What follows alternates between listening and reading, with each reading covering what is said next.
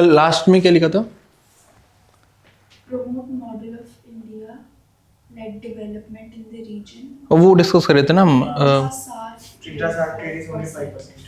2014 वाला new neighbourhood policy. first policy. ठीक है ठीक है। आप लोगों ने देख ली रिकॉर्डेड वीडियोस? आज देखूंगा। ठीक है। हाँ, सो आज हमको स्टार्ट करना है love of our life Pakistan. So neighbourhood में सब most important is Pakistan, India Pakistan relation. Mapping से शुरू करते हैं। आप लोगों ने बोला आपका मैपिंग उतना नहीं हुआ। बॉर्डर कितनी लंबी है, border between India and Pakistan? See आजकल जो है, take this for granted, almost 7, 8, 9 questions will be coming from mapping. Mapping from geography, mapping from international relation and mapping for current affairs also. आजकल तो वो ऐसे दे देते हैं कि ब्लैक सी है, ब्लैक सी में which are the countries that are surrounding black sea. तो मैपिंग तो बहुत इंपॉर्टेंट है। 10 क्वेश्चन मैपिंग से आए तो बहुत ज़्यादा है, 10 हिस्ट्री से नहीं आते। हाँ, तो बॉर्डर कितनी लंबी है? Almost 3300 kilometres. एक्सपेक्टेड है आपको कि आपको लेंथ पता हो। सबसे ज़्यादा बॉर्डर किसके साथ है इंडिया की, लैंड बॉर्डर? बांग्लादेश यार, पूरा घेर रखा है ना उसको, हर तरफ से हमने घेर रखा है। Bangladesh almost 4000 kilometre, more than 4000 kilometre. Second China, third हमारा लव ऑफ लाइफ, फिर Nepal, Myanmar, Bhutan.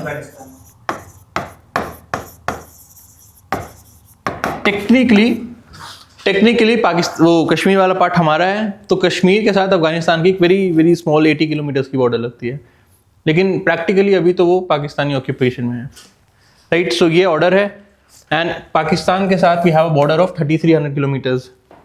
State of Gujarat, Rajasthan, Punjab and union territory of Jammu and Kashmir.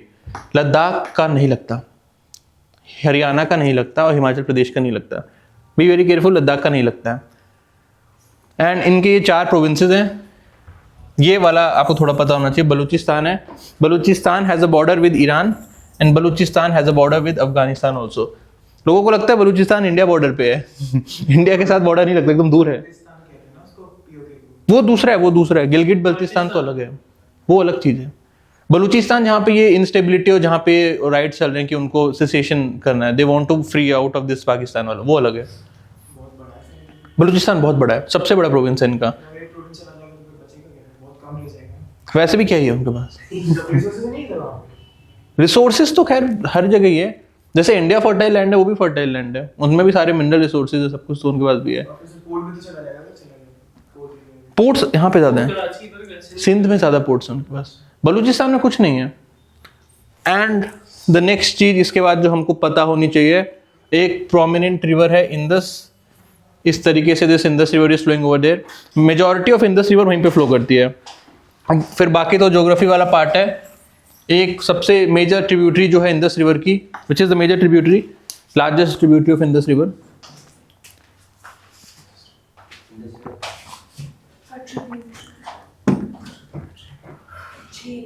Good morning, sir. Good morning. Jhelum तो सबसे छोटी है, सबसे तो नहीं, काफ़ी छोटी। Chenab is the largest tributary of Indus river. तो पहले झेलम, बियास, रावी, सतलुज जो है चिनाब में मिलती हैं। Then in the province of Punjab Chenab जो है इसमें मिलके आती है इंदस में। उसको फिर पंचनाद बोलते हैं लोग। हाँ, वो लोग नहीं, वो हिंदी का वर्ड है पंचनाद। एंड देन वो फिर फाइनली इंदस रिवर जो है सिंध में, it gets into this thing Arabian sea में। तो मेजॉरिटी ऑफ वाटर जो भी सरफेस वाटर है that this Pakistan is getting, it is getting from Indus river. It's very important because Indus river हमारे यहाँ से फ्लो करते हुए जाती है। We are the upper riparian state, और हमारे पास एक वाटर ट्रीटी भी है, अभी देखेंगे उसमें क्या फ्रॉड हो रखा है। एंड उसके अलावा this is extremely important port, एक लौता इनका पोर्ट है ये। It's one of the largest port of पूरा साउथ एशिया का, कराची पोर्ट। 1971 में when the Bangladesh liberation war was there, तो हमने इसको भी स्ट्राइक कर दिया था फिर। एंड यहाँ पे एक नया पोर्ट बना रहे हैं जो बहुत ही फेमस हो रखा है आजकल, ग्वादर। वेरी गुड, बन गया है, अभी देखते हैं सब कुछ। सो बी वेरी वेरी केयरफुल। ये है गुजरात, गुजरात से इट्स एक्सट्रीमली क्लोज, मतलब 200 किलोमीटर दूर भी नहीं होगा Karachi port. Karachi is very very close to this thing. Gwadar बहुत दूर है। Gwadar is on just on the border of Iran, Iran के साथ बॉर्डर लगती है। पाकिस्तान के 2 और बॉर्डरिंग स्टेट हैं, Iran and Afghanistan. Pakistan do not share a border with China. और ये अफगानिस्तान वाला जो बॉर्डर है इसको ये दुरान लाइन बोलते हैं, ये पूरा यहाँ तक। इस पे भी डिस्प्यूट चल रहा है सर।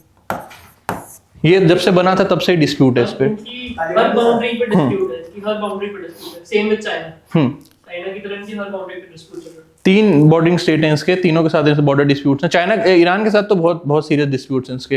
यहाँ पे तो पश्तून्स हैं, लोकल पॉपुलेशन है दुरान लाइन की, सो वो कह रहे हैं दुरान लाइन को थोड़ा सा आप वेस्टवर्ड शिफ्ट करिए, अफगानिस्तान का एरिया थोड़ा सा बढ़ाने को कह रहे हैं। ये 1918 में जब 3rd एंग्लो अफगान वॉर हुआ था, उसके हिस्ट्री में आप पढ़ोगे तब ये दुरान लाइन बनी थी, तब से वो डिस्प्यूटेड ही है पूरा। जो पश्तून होते हैं वो यहाँ की लोकल पॉपुलेशन है। एंड ये है हमारा topic of the day, Gwadar port. It's extremely important because China ने एक जो उसका सीपेक है बेल्ट एंड रोड इनिशिएटिव, उसमें उल्टा है इनका। जो बेल्ट है, बेल्ट का मतलब रोडवेज, और जो रोड है उसका मतलब वाटरवेज। उल्टी बुद्धि है चाइना वालों की। बेल्ट एंड रोड इनिशिएटिव है, इसमें बेल्ट का मतलब है रोड, रोड कनेक्टिविटी, और रोड का मतलब है वाटरवे कनेक्टिविटी।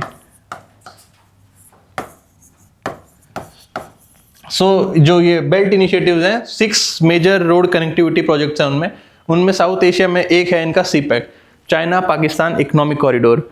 रोडवेज के 6 हैं इनके ऐसे, बहुत बहुत बड़े हैं। सीपैक तो छोटा वाला है, बाकी तो यहाँ से चाइना से सीधा यूरोप तक ले जा रहे हैं वो। सो उसका एक पार्ट है रोडवेज का चाइना पाकिस्तान इकोनॉमिक कॉरिडोर, कि डायरेक्टली चाइना को एक्सेस मिल जाए ये इंडियन ओशन वाले पार्ट का। चाइना के पास इस नीचे वाला इंडियन ओशन का पार्ट नहीं है, साउथ चाइना सी में ही वो खुलता है उसका सारा। तो इन्होंने क्या बोला, यहां पे चाइना में स्पेलिंग गलत हो सकती है इन चीजों की, काशकर करके एक जगह है सिंगजियांग प्रोविंस में, जो इनका वो डिस्प्यूटेड प्रोविंस है। तो सिंगजियांग प्रोविंस में काशगर एक जगह है, वहां से इन्होंने स्टार्ट किया। वहां से फिर ये गिलगिट बल्तिस्तान में आए, फिर ये पूरा पाकिस्तान करते हुए ग्वादार पोर्ट में एंड करेगा। पूरा पाकिस्तान कनेक्ट कर रहे हैं ये विद चाइना। चाइनीज इंडियन वो सिर्फ यहाँ पे है, पीओके पे हो रहा है, मेजरली पीओके में हो रहा है। हाँ, उन्हीं को मार रहे थे। उन्होंने लोकल इकोलॉजी बर्बाद कर दी। और ये गिलगित बल्तिस्तान में इंदस की कुछ ट्रिब्यूटरीज हैं, श्योक है, 1-2 और ट्रिब्यूटरीज हैं, उसको पूरा बर्बाद कर रहे हैं वो लोग। और लोकल पॉपुलेशन को कुछ नहीं मिलता उन चीज़ों से, वो मजदूर भी अपने लेके आते हैं। तो local population development, capacity development कुछ नहीं कर रहे वो। और भी कुछ रीजन है उनमें, ये इकोनॉमिक फ्रॉड्स बहुत ज़्यादा हैं, करप्शन के केसेस बहुत ज़्यादा आते हैं उसमें। लोकल पॉपुलेशन का लूट लाट रहे हैं, सब कुछ लेके जा रहे हैं वो। तो एक इसमें लोकल पॉपुलेशन का बड़ा ज़बरदस्त अप्रोच है। पूरे अफ्रीका में भी है ये सेम चीज़ यूरोप में भी है, कि जहाँ भी ये चाइनीज़ लोग इसे वहाँ पे इस तरह का BRI का कुछ कर रहे हैं तो अब सब प्रोटेस्ट करते हैं। हमें इससे दिक्कत ये है कि it is passing through India, it is passing through part of Kashmir that is currently occupied, illegally occupied by Pakistan. PoK से होता हुआ जा रहा है ये, वो तो हमारी टेरिटरी है, डिस्प्यूटेड टेरिटरी से वो अपना लेके जा रहा है, तो फिर हमको बहुत दिक्कत होगी। तब से we are absolutely against BRI। हम हर जगह BRI को अपोज करते हैं, क्योंकि वो इंडिया डिस्प्यूटेड टेरिटरी से होता हुआ जा रहा है। और उसका वो याद रखना, स्टार्टिंग काशगर से हो रही है और उसकी एंड यहाँ पे उन्होंने किया है ग्वादार पोर्ट पे, इसलिए ग्वादार बहुत फेमस हो गया है। सीपैक का टर्मिनल पॉइंट है ये। और इससे अगर ये पूरा फंक्शनल हो गया, थोड़े दिनों में हो जाएगा ये, तो व्हेनेवर इट्स फंक्शनल, तो इससे पाकिस्तान की इकोनॉमी को काफ़ी बूस्ट मिलेगा। और उनके पास खुद तो है नहीं कि रोड बना के पोर्ट तक वो ले जाएं कनेक्टिविटी के लिए, तो चाइना वालों ने करके दे दिया। कोई भी यहाँ पे इकोनॉमिक एक्टिविटी होगी तो they can import and export through this CPEC. तो उनका डिपेंडेंस ऑन इंडिया, कि इंडिया से किसी तरह की कोई रिलेशन बनाने की जरूरत और कम हो जाएगी उनकी। चाइना के साथ लिंक कितने स्ट्रांग होते जाएंगे तो। और क्या है इसमें, हाँ, ईरान पे फिर just on this border of Iran, एकदम बगल में ग्वादार और इस पोर्ट के बीच का फर्क कितना 80-90 किलोमीटर से ज्यादा नहीं होगा। We are also making a port over here in Iran पे to balance Chinese present in Indian ocean. Gwadar port Chinese ही है, ये सीपैक पूरा चाइनीज ही है, सब चाइना वाले चलाएंगे। तो मतलब पाकिस्तान के यहाँ पे एक चाइनीज पोर्ट है, तो उसको बैलेंस करने के लिए हमने ईरान में पोर्ट खोला है जिसका नाम है चाबहार। लास्ट ईयर 24 में न्यूज़ में हाँ हाँ, ये तो हर साल न्यूज़ में ही रहता है। इसको डिस्कस भी एक दिन नाम लिया था इसका, चाबहार पोर्ट का। तो ईरान में Chabahar port is just on the border of Pakistan, ये दोनों बहुत क्लोज हैं। और चाबहार हमने बनाया इसलिए, ये इसमें इंडियन प्रेजेंस है to balance China in Indian ocean, specifically in Arabian सी।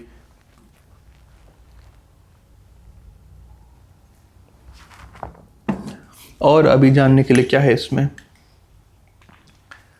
ये वाला पार्ट पीओके तो खैर हम बाद में अलग से देख लेंगे। Right, this is Pakistan.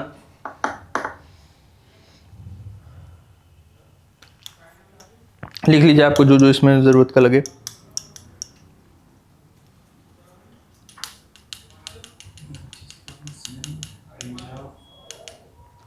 और ये देखिए, ये रहा किसी और से।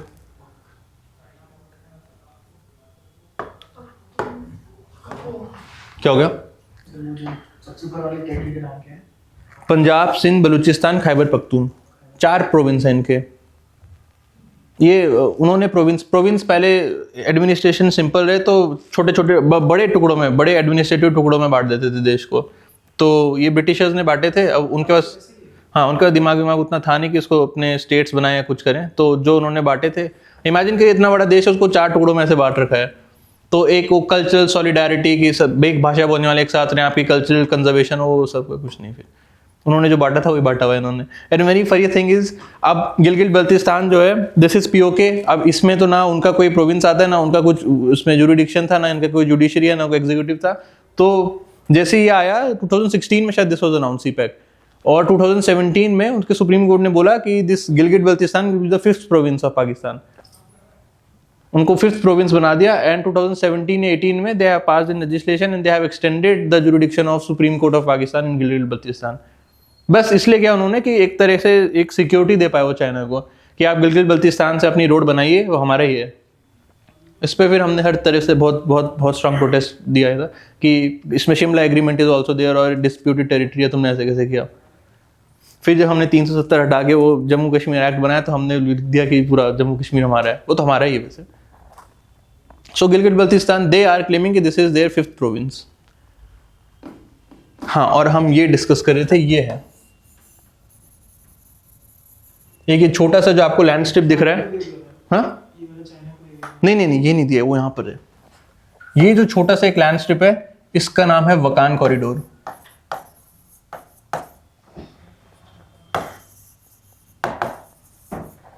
And this Wakhan corridor connects Afghanistan with China. इस वकान कॉरिडोर के वजह से पाकिस्तान और चाइना की कोई लैंड बॉर्डर नहीं लगती, ऊपर से अफगानिस्तान कनेक्टेड रहता है, वरना चाइना और पाकिस्तान की एक लैंड बॉर्डर होती। इंडिया और अफगानिस्तान का बॉर्डर। हाँ, यही बॉर्डर इंडिया अफगानिस्तान का जो 100 किलोमीटर का है। पाकिस्तान के बीच में। हाँ, मतलब पाकिस्तान ऑक्यूपाइड है वो। अरे पाकिस्तान इंडिया में इसका अपने नहीं तो दिखा रहा है, ये तो इंडिया में दिखाता है, इसको पाकिस्तान में भाई मैप बनाने लगी मैं 1 मिनट, ये सब वहां कैसे आ गए? अरे एंटी नेशनल काम नहीं करने। Occupied, illegally occupied. अब मैप में तो पाकिस्तान को दिखाऊंगी, इंडिया को दिखाऊंगी। तो ये इसलिए तो लिखा है गिलगित बल्तिस्तान है, ये पीओके का पार्ट है, ये है इंडिया। सो वकान कॉरिडोर अफगानिस्तान का है and that connects Afghanistan with China. That's why Pakistan और चाइना की बॉर्डर नहीं लगती। अब तो खैर उनका पीओके है तो पीओके से लगती है। किसमें करेंगे ये आज़ाद कश्मीर पे किसी का कंट्रोल नहीं है, वो पाकिस्तान कंट्रोल में नहीं आता, वो अलग सरफेरे लोग हैं।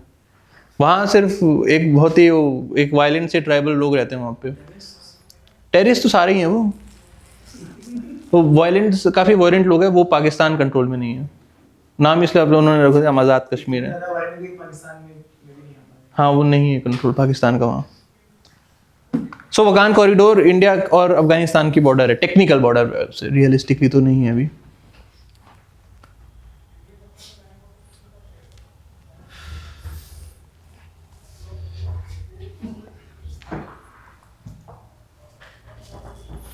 क्या हो गया? सर वहाँ पे जो इंडिया किसके साथ लैंड बॉर्डर शेयर करता है? आज सर जोश में नहीं है, है नहीं? ठंड। हाँ, so we were discussing Pakistan, हमारा love of life. So starting से इफ भी देखें, एक छोटा सा टाइमलाइन लिख लेते हैं, इसकी टाइमलाइन थोड़ी ज़्यादा ज़रूरी है। 1947 में वो भी आज़ाद हुआ, 1947 में हम भी आज़ाद हुए, वो हमसे एक दिन पहले आज़ाद हो गया। उसकी चलो छोड़ो, वो सब स्टोरी छोड़ो। फिर हुआ क्या कि 1948 में ही this was an issue of Kashmir का जो वो राजा हरी सिंह था, ही वाज अ वेरी, छोड़ो क्या गाली दें हर इंसान को, ही वाज इन, ये उसको कोई फर्क नहीं पड़ा कि यहाँ पे this constituent assembly is there, यहाँ पे माउंटबेटन प्लान आ चुका है, यहाँ पे balkanisation have been started and there is an explicit order, every princely state either have to join India, union of India और यूनियन ऑफ पाकिस्तान। वो वाला आपका हिसाब नहीं रहेगा कि आप आज़ाद रहोगे, वो साहब बोल दिया था। वो भाई बैठे हैं अपने लंदन में है, उनका अपनी ऐसी चल रही है, ही हैज़ नो, उसको कोई किसी को फर्क नहीं है कि हाँ जाऊँ मैं वहाँ जाऊँ, he is very this thing. आज़ाद होके भी 9 महीने हो गए एंड ही हैज़ 1948 आ गए, he till date he is very indecisive कि मैं क्या करना है क्या नहीं करना। एंड 1948 तक कुछ हुआ नहीं बिकॉज दिस थिंग, जो आर्मी चीफ हुआ करता था, then we have a consolidated army chief पूरा मिलिट्री चीफ होते थे तब, कि all the forces were guided by this commander in chief, वो ब्रिटिश था। And this British man was controlling the all the military of this Pakistan also and India also. तब तो आप मिलिट्री किसी तरह का एक्सप्रेशन कर नहीं सकते कि कंट्रोल एक सेंट्रलाइज मिलिट्री है। वो इंसान चला गया, माउंट बैटन चला गया, सब चला गया, तो अगले दिन they have sent their military into this Kashmir, कि ये एक डिस्प्यूटेड तो नहीं, मतलब एक अनडिसाइसिव टेरिटरी है, ना उनको समझ आ रहा है ना हमको समझ आ रहा है। और उनका बेकार सा क्लेम ये था कि वो एक मुस्लिम डोमिनेटेड एरिया जिसपे हिंदू राजा रूल कर रहा है, तो वो इंडिया में आना चाहिए। एंड सिमिलरली जूनागढ़ था, जूनागढ़ वाज इन गुजरात, तो that was a Hindu dominated area जो इसके एक मुस्लिम लीडर के अंदर आ रहा था। तो फिर वी वर वेरी क्लियर कि देखिए, initially Sardar Patel ji was very clear कि ठीक है, मतलब टू एन एक्सटेंट, अगर आप एक इस्लामिक एक्सटेंट क्या, that is an Islamic nation, आप एक इस्लामिक कंट्री हैं, तो अगर आपको कश्मीर चाहिए because Muslim dominated area, you can take this thing, Junagadh हमको मिलेगा because that's an Hindu dominated area. और उसका मुस्लिम लीडर था, तो दैट लीडर, तो उसने पाकिस्तान ने उनके साथ कंस्पिरेशन किया और उनको पैसा मिला एंड ही वांटेड कि जूनागढ़ फिर पाकिस्तान में आ जाए। Then this thing, Sardar ji take a very bold stand कि हम जूनागढ़ भी लेंगे, कश्मीर भी लेंगे, दैट्स हाउ ये नहीं चलेंगी। उसकी बहुत जबरदस्त कहानी, वो पागल जैसा था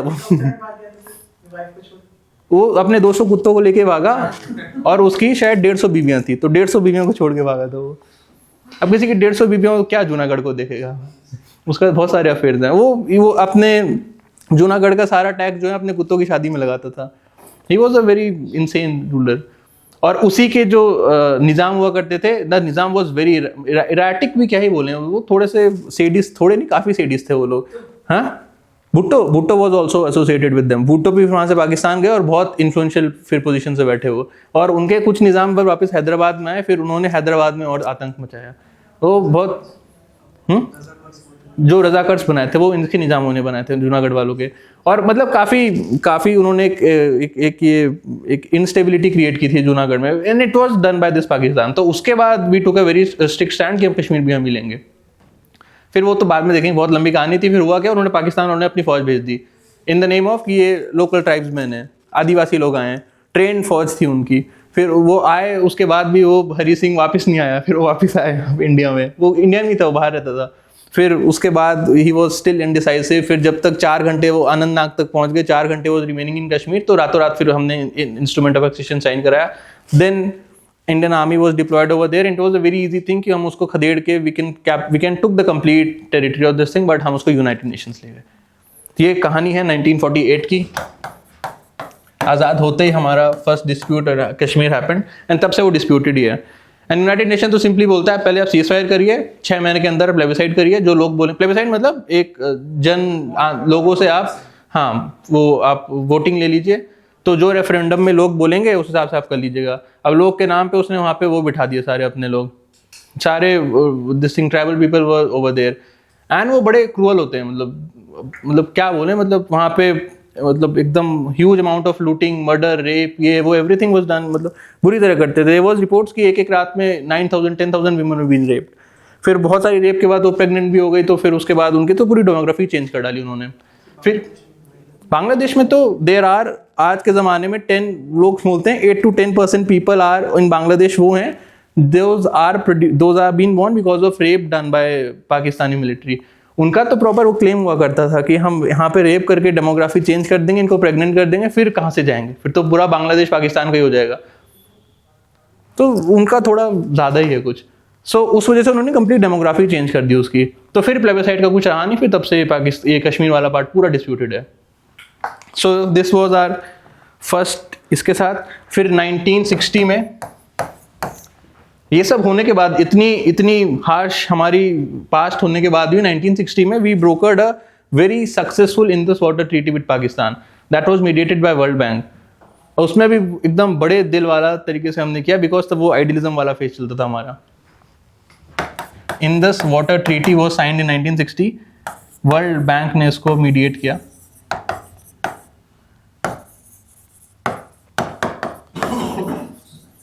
इसको तो बाद में बहुत डिटेल में देखेंगे क्या इंडस वाटर ट्रीटी में है। एंड दिस इज आज के ज़माने में this is the only legally binding successful आप बोल सकते हो एक तरह का arrangement that is between India and Pakistan. There are multiple fights, nuclear deterrence, ये वो लड़ाइयाँ आज के ज़माने में there is no diplomatic talk, nothing, but there is a commission of Indus water commission and every year our people are going into Islamabad people are coming to India every year to discuss how this water sharing will be happening। मतलब इतना कुछ होने के बाद भी this is the only एक law बोल सकते हो that is linking between India and Pakistan, ये चलता है। उसमें भी ये बहुत रोना धोना करते हैं, हम बाद में देखेंगे। सारा पानी हमारा है, मतलब अपर riparian state generally have an upper hand, क्योंकि मेरे यहाँ से आपके वहाँ पे जा रहा है ना, तो इट्स जनरली अपर हैंड रहता है। नहीं भी रहता तो मेरी बार्गेनिंग पावर ज़्यादा रहेगी। एक तो मैं बड़ा देश हूँ, सारा पानी मेरे यहाँ से आपके वहाँ जाएगा, सो बार्गेनिंग पावर नेचुरली मेरी थोड़ी ज़्यादा रहेगी। 90% of all the water of Indus and its tributary have been given to Pakistan. हमारे पास सिर्फ 10% पानी है, और उसमें भी गिवन द फैक्ट कि हिली एरियाज में लोगों को लगता है पानी बहुत है, हिली एरिया बहुत सूखे होते हैं। आप तो अल्मोड़ा नैनीताल से हो ना, वहाँ भी ग्राउंड वाटर बहुत ख़राब है। मैं तो अल्मोड़ा से, वहाँ ग्राउंड वाटर नहीं है। शिमला विमला में पानी होता ही नहीं है। सो हिली एरियाज में पानी बहुत ख़राब होता है। उसके बाद जो 10% हमको पानी मिला है, उस वाटर को भी हम टैप करते हैं, तो they are going into ICJ, they are going into ये वाला ट्रिब्यूनल, वो वाला ट्रिब्यूनल की ये इंडस वाटर ट्रीटी बैन कर रहे हैं, इंडस वाटर ट्रीटी ये ब्रेक कर रहे हैं। तो हम पूरा इंडस वाटर ट्रीटी अब चेंज करना चाहते हैं। एक हमारे पास ऑप्शन है, हम पानी रोक देंगे तो मरी जाएंगे वो, because all their agriculture everything is coming from Indus river. और हमने मतलब वी हैव अ वेरी एक स्ट्रॉन्ग लीवरेज हमारे पास, जैसे चाइना लीवरेज यूज कर रहा है ब्रह्मपुत्र का, वो तो खैर बहुत गलत तरीके से कर रहे हैं, हम वो कभी नहीं करेंगे। We can do very easily, हम पानी डाइवर्ट कर सकते हैं, वो अगले दिन मर जाएंगे। दे हैव फॉरेन एक्सचेंज तो है नहीं, पैसा कहीं से खरीद के लाएंगे वो अनाज को, अनाज जो उगा रहे हैं that is all dependent on Indus river.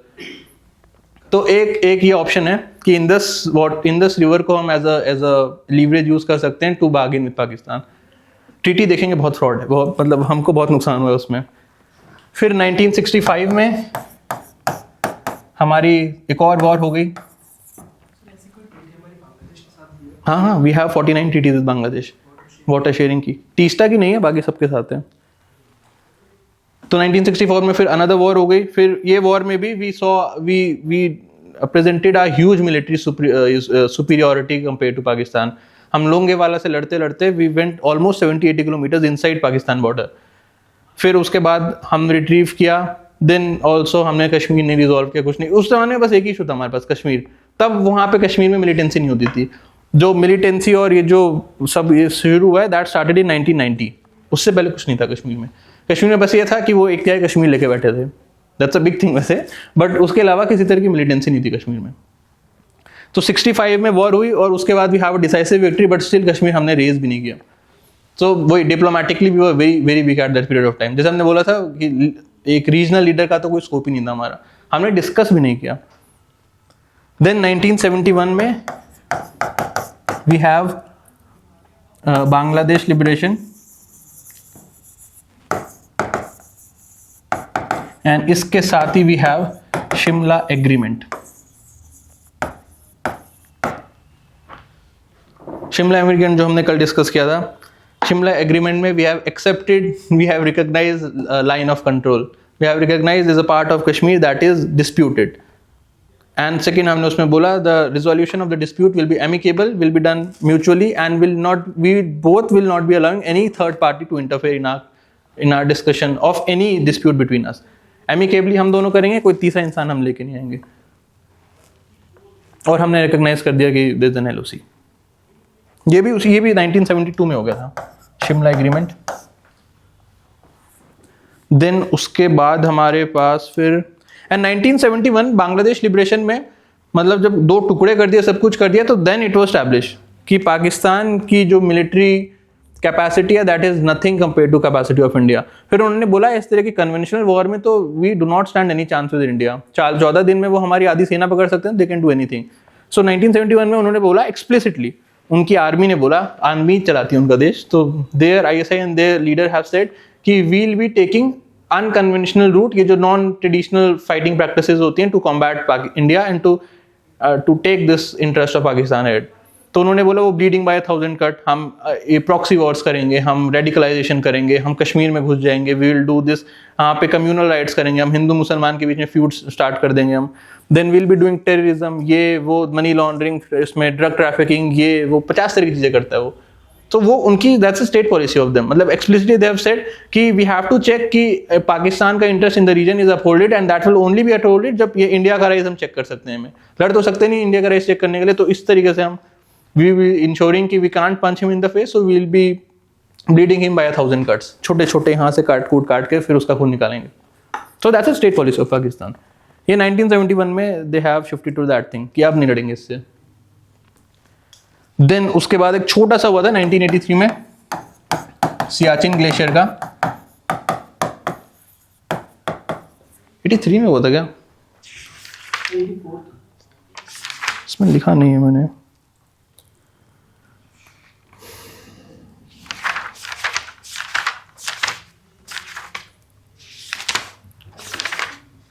Eighty four था।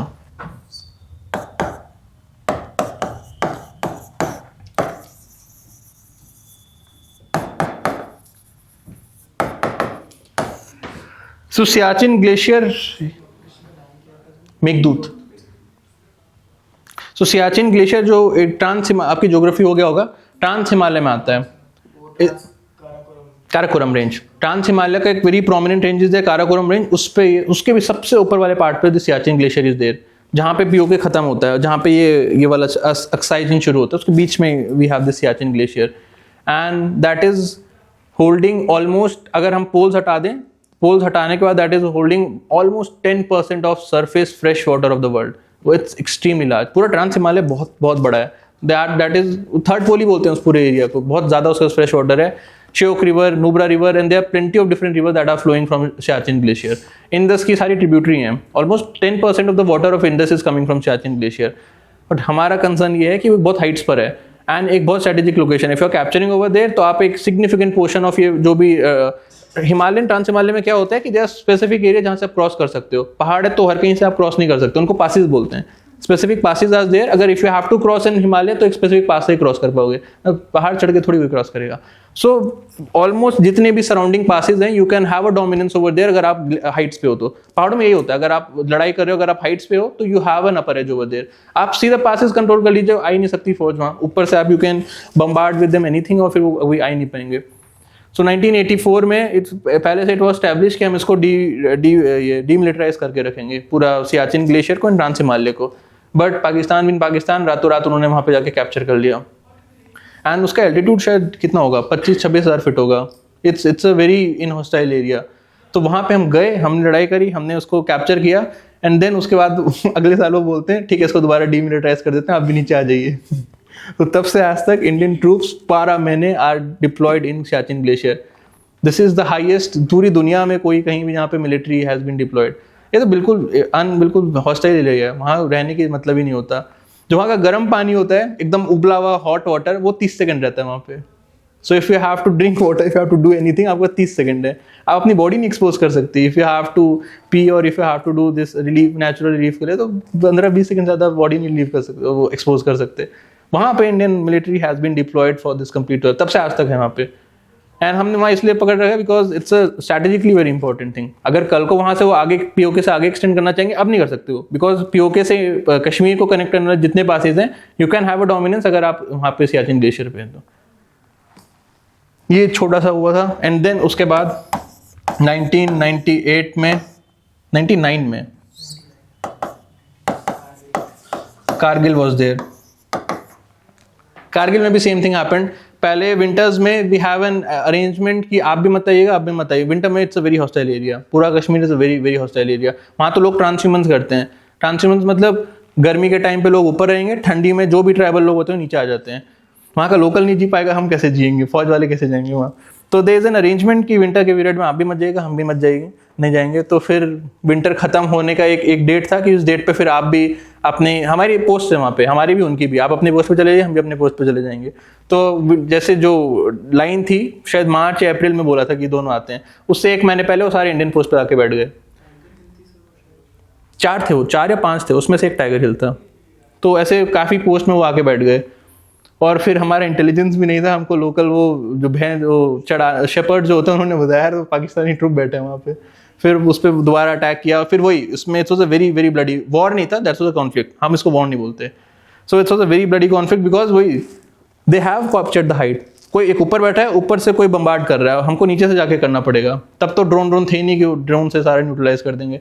तो बहुत casualty was extremely high, 1:5 ratio में कैजुअलिटी हुई। इंडिया की कैजुअलिटी वॉज एक्सट्रीमली हाई होती है, नीचे से ऊपर जाओगे तो मारेगा ही सामने वाला। एंड उसमें एक न्यूक्लियर डेटरेंस भी था। यूएसए का बहुत स्ट्रॉन्ग इंटरफेरेंस था उसमें। यूएसए ने दिखाया कि ही हैज़ अ वेरी, मतलब Pakistan is a very core interest of USA in पूरा साउथ एशिया। 99 में। And this was 1 year after both the countries have made their nuclear weapons. तो उन्होंने एक ये न्यूक्लियर बफ भी खेला कि आप करो, हम न्यूक्लियर बम मार देंगे। So very famous line of this. Then रातों रात ही दिस अटल जी वो समन्ड इन, तो वो गए थे White House and very strong pressure was there, इसको छोड़ दीजिए। So we have a very ऐसे एक ब्रंट सिंपल लाइन थी, दैट्स आवर टेरिटरी, ये हम नहीं छोड़ेंगे। फिर उन्होंने बोला nuclear deterrence is there, nuclear bluff is there, nuclear bomb मारेगा। तो बड़ा अपने अंदाज में उन्होंने कुछ बोला था ना कि अगर मैं अपना 1/4 ऑफ इंडिया देने को तैयार हूँ, but I will be making you assure कि कल का सूर्योदय पाकिस्तान नहीं देखेगा।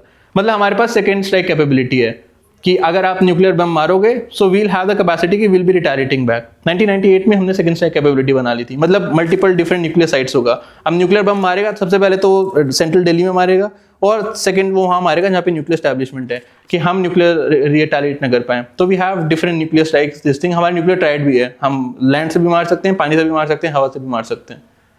तो तब हमने न्यूक्लियर सेकेंड स्ट्राइक कैपेबिलिटी बना ली थी। एक हमारे पास वो था कि वी कैन रिटालिएट बैक। तो न्यूक्लियर तो एक ब्लफ ही था उनका, कोई न्यूक्लियर का कोई वो नहीं था। बट फिर बहुत बहुत स्ट्रॉन्ग प्रेशर आया यूएसए से। एक तो सैंक्शंस थे बिकॉज हमने न्यूक्लियर डेवलप किया, एंड उसके बाद we are fighting with Hezbollah. बहुत बहुत स्ट्रॉन्ग प्रेशर था उसमें। एंड उस प्रेशर के आगे फिर हमको पाकिस्तान के साथ, क्योंकि इसमें उतने वो नहीं थे कि हम कोई समिट कर रहे हैं, हमारा प्राइम मिनिस्टर वहाँ मिलने जा रहा है, वहाँ कहीं आ रहा है, तो वेरी वेरी रेयर थिंग। इसके बाद हम गए प्योरली बिकॉज पाकिस्तान का प्रेशर आया। और 99 में हमारी फॉरेन पॉलिसी चेंज हो चुकी थी। अब सोवियत तो रहा नहीं, तो only thing is was USA. तो हम we were also wanting to have good relation with USA, क्योंकि हाँ अभी देखेंगे। फिर उससे लड़ाई हो रही है, सब कुछ हो रहा है, still we were the one that were taking the steps to have better relation with Pakistan, purely because USA का प्रेशर बहुत ज़्यादा था। तो रातों रात यूएसए गए, फिर हमने पूरा उसको कैप्चर किया वापस, कारगिल वारगिल को। अगले ही साल 2000 में हम लाहौर गए। हमने ट्रेन यात्रा, बस यात्रा सब स्टार्ट करी, समझौता एक्सप्रेस बसें भी चला दी, सब कुछ चला दिया। Prime minister visited to Lahore. ये दिस हैपेंड आफ्टर 1 year जो ये सब कर रहा है उसके बाद भी। तो देन वी विजिटेड लाहौर। हमने बोला कि will increase our people to people connect, we will increase connectivity, trade, everything, ये वो। बट पाकिस्तान का ये है कि उनका जो डीप स्टेट तो बेकार का शब्द है, उनकी जो मिलिट्री है वही स्टेट है उनका, डीप वीप कुछ नहीं है, एक ही स्टेट है उनके पास, उनकी मिलिट्री एंड उनकी ISI is the this thing, इनका इंटेलिजेंस एजेंसी है उनकी, वो भी मिलिट्री चलाती है उनकी पूरी। तो जो उनकी ISI है एंड उनकी मिलिट्री है, दे डू नॉट वांट कि इंडिया पाकिस्तान की रिलेशन अच्छे हो, क्योंकि उनकी रोटी उसी से चल रही है।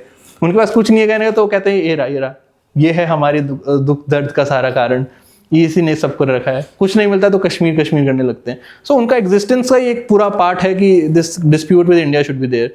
तो they never want India Pakistan के रिलेशन अच्छे हो। इसके बाद से आप एक पैटर्न देखेंगे, जब भी इंडिया हैव टेकन स्टेप्स कि हम रिलेशन इंप्रूव करें, तो फिर वो मारने आते हैं, वो मतलब उनकी मिलिट्री और वो सब। फिर इसके next year then parliament attack happened, और 2001 में पार्लियामेंट अटैक हुआ था नवंबर-दिसंबर में, एक साल में एग्जैक्टली। और उसके टाइम गुजरात में there was huge this thing, terrorist attacks हुए थे। एक अक्षरधाम में हुआ था, एक और कहीं हुआ था, ये वाला अक्षरधाम नहीं, गुजरात में अलग अक्षरधाम है, वहाँ पे टेररिस्ट अटैक और एक और टेररिस्ट अटैक हुआ। Just to show, just to signify, relation नहीं बना सकते आप हमारे साथ। उनके डीप स्टेट को एक मैसेज देना था, तो उसके लिए इसको अगले पेज में लिखते हैं। 2001 में the infamous parliament attack and Gujarat attack happen.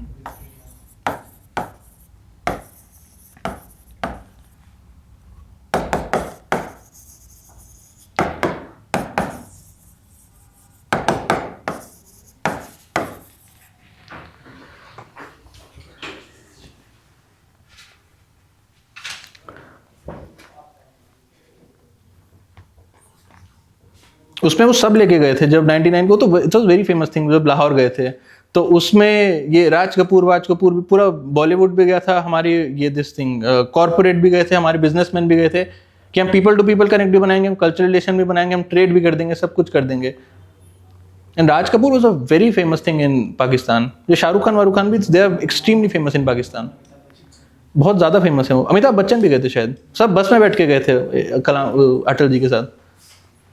Imran Khan और नहीं वो तो आज की क्लिप है। इमरान खान, अमिताभ बच्चन, देवानंद।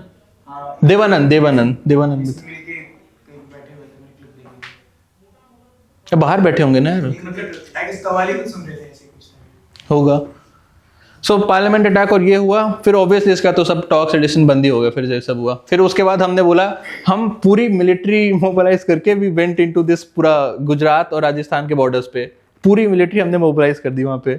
ऑब्वियसली इस तरह फिर नहीं लड़ाई करी जाती, क्योंकि मोबिलाइज करने में एक तो होगा कि सैटेलाइट्स आर देयर, एवरीथिंग है, सबको पता चल जाएगा, फिर यूएसए इंटरवीन करेगा, फिर वो करने नहीं देगा, और एक वो एलिमेंट ऑफ सरप्राइज चला जाता है, तो सामने वाले को दिख रहा है, सामने वाला भी प्रिपेयर कर लेगा। एंड आप इतना ज्यादा करोगे तो इंटरनेशनल प्रेशर, एक इंटरनेशनल वो बनेगा। एक तो इंटरनेशनली वो होता है ना कि विक्टिम कार्ड खेलना बहुत ईजी है, तो ये विक्टिम कार्ड खेलने में तो ही इज चैंपियन, रोना धोना करने में, ये सब करने में, तो विक्टिम कार्ड भी खेल सकते हैं। सो दैट वाज, उसके बाद हमने मिलिट्रीली भी रियलाइज किया था। कारगिल के बाद we have this Kargil Gadgil committees and एक शेखतकार कमेटी हुई थी मिलिट्री के लिए, तो उसमें we have recognize this thing कि स्विफ्ट मूवमेंट के लिए, स्विफ्ट स्ट्राइक, एक सरप्राइज एलिमेंट और ये पूरा इंटरनेशनल डिप्लोमेसी, रोना धोना रोकने के लिए हमारे पास कैपेसिटी नहीं थी तब।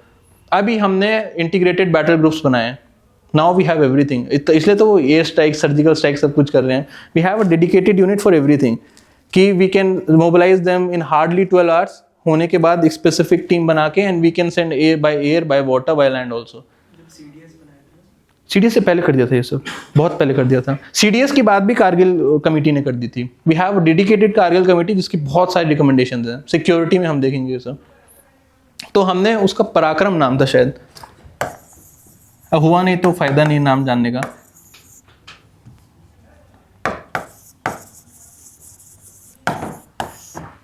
हमने पूरी अपनी मिलिट्री मोबिलाइज कर दी उनके बॉर्डर्स पे। ऑब्वियसली सैटेलाइट सबको दिखता है कि सारे टैंक वैंक, सारे आर्टिलरी आ चुके हैं आपकी बॉर्डर पे, तो there was huge pressure by USA कि you can not cross the border now. बहुत फाइट्स हो गए, अब आप बॉर्डर क्रॉस नहीं कर सकते। And that period of time sanctions थे हमारे पास, 2001 की बात है, सैंक्शंस वर वेरी स्ट्रॉन्ग।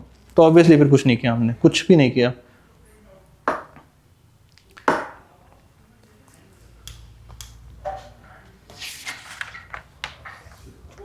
और ये जो लाहौर समझौता एक्सप्रेस ये सब हुआ, that was purely done under the pressure of USA.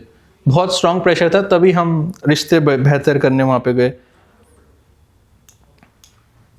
अच्छा, इससे पहले एक चीज रह गई है, कहाँ थे ये? लाहौर बस में अटल जी गए थे, एंड 2001 में आगरा समिट भी हुआ। इनके आउटकम जानने की कोई जरूरत नहीं, 25 साल पुरानी चीजें, बस पता होना चाहिए कि वहाँ का, तब नवाज शरीफ ही था शायद, नाम तो ऐसे रखते हैं लोग शरीफ। अभी तो भाई के टाइम पे तो मुशर्रफ है ना, मुशर्रफ प्रेसिडेंट रहा है और वो जनरल था आर्मी का। मुशर्रफ कब थी रहा वहाँ पे? डिक्टेटर था। पता नहीं, मतलब जो भी था। परवेज मुशर्रफ नहीं रहे पीएम, नवाज शरीफ थे, फिर coup हुआ था आई गेस उसी टाइम पे। अब जो चल रहे हैं वो शहबाज शरीफ होंगे भाई। पीएम थोड़ी ना वहाँ पे असली रिलीज है, रिलेटिव चीजें। जो भी है, क्या करना उनके नाम जान के। तो आगरा समिट हुआ। आगरा समिट में द उनका जो प्राइम मिनिस्टर था वो यहाँ पर आया। Then we have a summit level talk in 2001 में। वो दैट वाज एक रेयर फीट होता है ना कि दो हेड ऑफ स्टेट आके मिल रहे हैं, वो भी इस तरह के हालातों में हम मिले कारगिल के 2 साल बाद ही भी मिले, वहाँ पे आके हमने टॉक किया, वी हैव अ समिट, हमने देखा ये इश्यूज चैलेंजेस हैं। एंड यहाँ पे एक लाइन अगर आपको लिखनी है तो उसने एक्सेप्ट किया कि टेररिज्म इज एन इशू। हाँ, आगरा समिट में उसकी भी बहुत कहानी है, उसको ताजमहल वाजमहल घुमाया था, फिर किसी बाबा ने कुछ बोला था तो फिर उसने एक्सेप्ट भी किया था कि पीओके में हम ये दहशतगर्दी ट्रेन वेन करते हैं, बच्चों को रेडिकलाइज करके भेज रहे हैं। They have accepted that thing, that's a very surprising thing. तो उन्होंने बोला, और 2001 में ये the condition in Jammu Kashmir is worse, LET is there, JEM is there, Lashkar e Taiba, Jaish ई मोहम्मद और भी 2-4 ऑर्गेनाइजेशन ने बदतर हालत बना रखी थी। हिजबुल मुजाहिदीन 2001 में नहीं था शायद, वो बाद में आया थोड़ा सा। LET बचपन से है वहाँ पे। सो आगरा समिट में they have accepted that thing. एक तो टेररिज्म हो रहा है पूरे इंडिया में, एंड एक ये POK में जो इतनी ज़्यादा मिलिटेंसी हो रही है, इसमें soil of Pakistan is utilize, यहाँ तक उन्होंने माना। हाँ हाँ, सब कुछ हो रहा था। हैदराबाद में बम फोड़े थे और एक जगह और बम मारे, गुवाहाटी में गया कहीं, काफ़ी बॉम्बिंग ये वो सब कुछ हुआ था। तो उन्होंने एक्सेप्ट किया था, it is done on soil of Pakistan. 2001 में उन्होंने किया। फिर उसके बाद ये करने के बाद 2001 दिसंबर में ही जून में वो आया था उनका आगरा में। और एक और क्या हुआ था, बस यात्रा हमने करी थी, ये भी गर्मियों में करी थी। तो 2 साल 2000 और 2001 में ये हुआ, और 2001 दिसंबर में आके उन्होंने पार्लियामेंट में हमला कर दिया। फिर एवरीथिंग गेट्स, सब वहीं पे रुक गया। फिर वही सेम पैटर्न होगा, जैसी बात होगी तो डीप स्टेट उनको मारने, वापस वो मारने आएंगे कि वो दे नेवर वांट कि इंडिया के साथ रिलेशंस बेटर हो। फिर उसके बाद सिर्फ मेजर इवेंट्स लगते हैं, छोटे छोटे तो क्या ही लिखे। सार्क समिट हुआ इस्लामाबाद में, हम गए थे। सार्क समिट हुआ इस्लामाबाद में, NR तब शायद UPA की सरकार आ चुकी थी, अप्रैल मई में आ गए थे मनमोहन सिंह। तो तब मनमोहन सिंह वेंट टू इस्लामाबाद।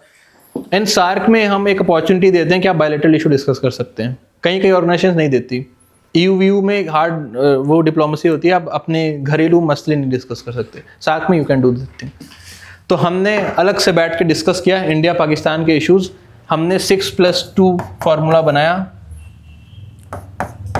कि 6 तो तुम्हारी जो है छोटी बीमारियां जो ठीक कर सकते हैं, 2 तुम्हारी क्रॉनिक बीमारियां जिनको ठीक करने में ज़्यादा समय लगेगा।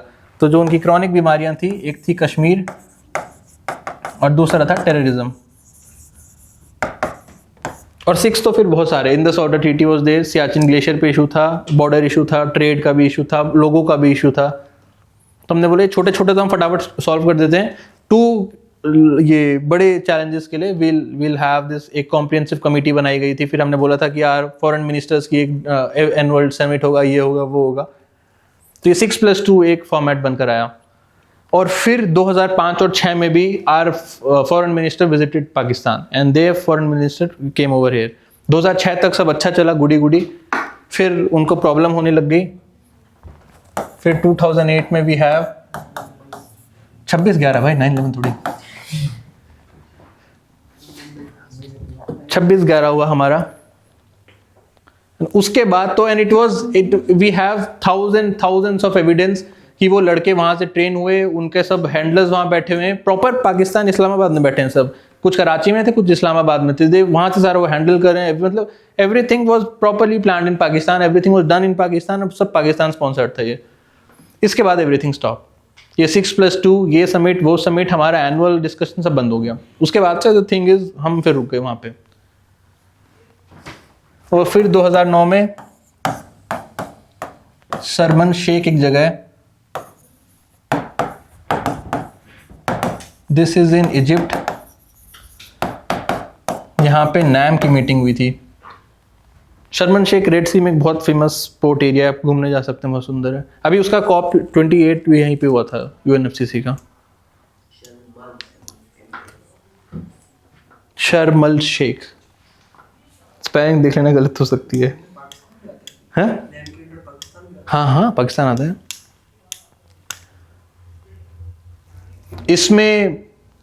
इसमें भी फिर हमने वेरी डिटेल में हमने फिर से डिस्कस किया अगले साल ही डिस्कस किया हमने फिर से इंडिया पाकिस्तान की रिलेशन एवरीथिंग।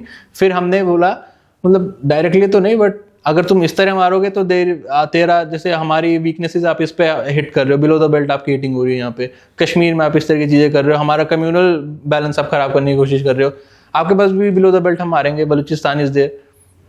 तो एक्सप्लिसिटली तो नहीं बट देयर इज थिंग कि हमने वी हैव बीन प्रोवोकिंग कि हम बलूचिस्तान में करेंगे फिर। तो वहाँ पे भी स्टैब्लिश हुआ कि आप फिर हमारे बलूचिस्तान में आके ये सब कर रहे हो। उनका बलूचिस्तान बहुत पहले से कम्प्लीटली अनस्टेबल, बहुत सिग्निफिकेंट पोर्शन उनका पूरा जाने की हालत में आ चुका है। तो उसमें हमने बोला will be hitting below the belt also अगर आप इस तरह की चीज़ें करोगे। सो नाम में हमने फिर से डिस्कस किया, let's come back to the table, ये सब चीज़ें डिस्कस करते हैं। एंड सबसे बड़ा टेररिज्म बंद करो। देयर शुड बी, एक तो एक्स्ट्राडिशन होना चाहिए, जितने भी ये पार्लियामेंट अटैक वाले हैं, 26/11 वाले हैं, ये गुजरात अटैक वाले हैं, इनके जितने हैंडलर्स हैं, you should be extraditing to us. वो उनको वीआईपी ट्रीटमेंट देते हैं, वो तो कैंट्स में बैठे हैं मस्त, उनको तो सब कुछ मिल रहा है। तो हमने बोला सबसे पहले एक्स्ट्राडिशन होना चाहिए, इन पे केसेस होने चाहिए, केस हम करेंगे वो नहीं करेंगे, और फिर बाकी की चीज़ हम डिस्कस करेंगे। इसके बाद भी हम ये सब कर रहे हैं शर्मन शेख में। एंड इसमें हमने डिस्कस किया टेररिज्म इन बलूचिस्तान,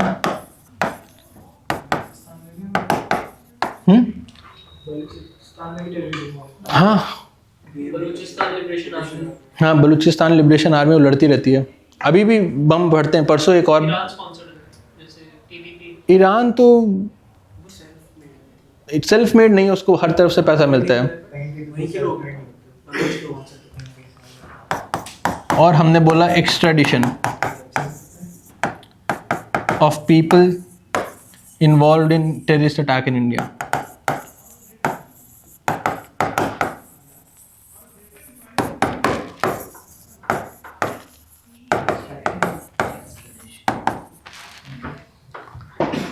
क्या हो गया? एक इसमें 26 के नाम में एक यूएस का बंदा भी इन्वॉल्व वो हेडली करके, है। वो तो पाकिस्तान में ही था, इंडिया भी आया था, बॉम्बे भी आया था। वो सब आए थे बॉम्बे, जितने भी ये थे बड़े लोग। एक्स्ट्राडिशन क्या होता है? एक्स्ट्राडिशन मतलब हम ये इंडियन कोर्ट्स को, इंडियन जुडिशरी को फेस करने के लिए आप उसको इंडिया भेजिए। जैसे विजय माल्या के लिए बोल रहे हैं ना, उसको वहां से इंडिया भेजो, उसको एक्स्ट्राडिशन बोलते हैं। हाँ शेख हसीना के लिए बोल रहे हैं आप इसको बांग्लादेश भेजो। फिर 2010 में अभी भी वी वर ट्राइंग कि हम चीज़ें सुधार सकें। तिम्फू भूटान में है, उसमें सार्क समिट हुआ। इसमें भी अगेन ट्राइड कि इंडिया पाकिस्तान की रिलेशन हम इम्प्रूव कर सकें।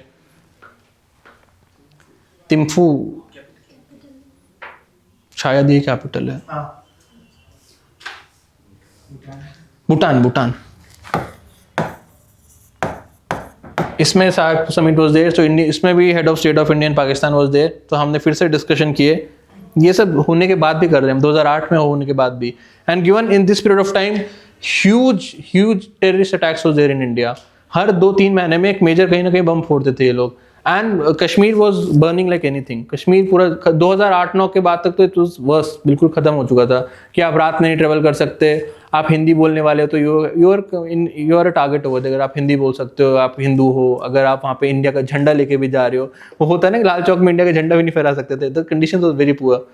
तो ये सब होने के बाद भी we were talking with them. क्या वो तो 99 में कर दिया था उन्होंने, लाल चौक में मैं इंडिया का झंडा फहराऊंगा। एंड इसमें हुआ क्या, 1994-1995 में गैट से WTO बना था। 94 में मराकेश एग्रीमेंट हुआ, उसका WTO बन गया था। ये पढ़ा होगा ना आपने इकोनॉमिक्स में। 8 साल तक निगोशिएशन चली थी मराकेश राउंड की, एंड उस यूरोप राउंड चला था, 8वां राउंड था 8 साल। उसके बाद WTO बना, जो वर्ल्ड ट्रेड ऑर्गेनाइजेशन है। फिर उसमें बोला गया था कि we should provide most favoured nation recognition to every country. मतलब अगर आप एक बार किसी का सामान इंपोर्ट कर रहे हैं, आप कस्टम ड्यूटी लगा सकते हो, दैट्स योर राइट। कि आप चाइना से ये पेन ले रहे हैं तो आप इस पे 10% कस्टम ड्यूटी लगाना है, आप लगा दीजिए। तो 10 रुपये का पेन 11 रुपये का हो गया। अब 11 रुपये का हो गया और इसको इंडिया टेरिटरी के अंदर एंटर कर चुका है, then this pen and your domestically produce product, उन दोनों में फिर कोई फर्क नहीं होना चाहिए। आप उसमें फिर किसी तरह का डिफरेंशिएशन नहीं कर सकते कि आप ये चाइनीज प्रोडक्ट को मेन मार्केट में नहीं बेचेंगे, आप इसको ई कॉमर्स में ऐसे नहीं बेचेंगे, वैसे नहीं बेचेंगे, ये नहीं करना। That is most favoured nation treaty. कि आपको हर एक देश को दिस रिकॉग्निशन आपको देने पड़ेगा मोस्ट फेवर्ड नेशन का। कस्टम ड्यूटी लगा लो, वो आपका राइट है। कस्टम ड्यूटी अगर उस पे कर दिया उसके बाद फिर आप डिस्क्रिमिनेट नहीं कर सकते। तो 1995 में ही हमने पाकिस्तान को मोस्ट फेवर्ड नेशन का क्राइटेरिया दे दिया था। We have recognize Pakistan as a most favoured nation का वो, और उसने वापस कभी दिया नहीं। तो 2010 में देयर वाज ह्यूज कि एक कम से कम ट्रेड कर लेते हैं। अगर आप ट्रेड कर लेंगे तो क्या पता फिर हमारे बीच में जो टेंशन हैं ये जो है ये थोड़ा कम हो। दो रीजन्स के बीच में ट्रेड बहुत ज़्यादा होता है तो नेचुरली फिर उसमें कॉन्फ्लिक्ट होने के चांसेस कम होते हैं। सो उन्होंने मोस्ट फेवर्ड नेशन तो नहीं दिया कि वो हमको मोस्ट फेवर्ड कैसे बोलेगा, उसने बोला नॉन डिस्क्रिमिनेटरी मार्केट एक्सेस। उसकी हरकतें इतनी ज़बरदस्त हैं। 10 साल तक हमने उससे नेगोशिएट किया कि कम से कम ट्रेड कर लेते हैं। If you have a very decent trade exchange, एक ट्रेड रिलेशन होगा तो देयर आर चांसेस कि इस तरह के डिस्प्यूट्स नहीं होंगे। Most favoured nation,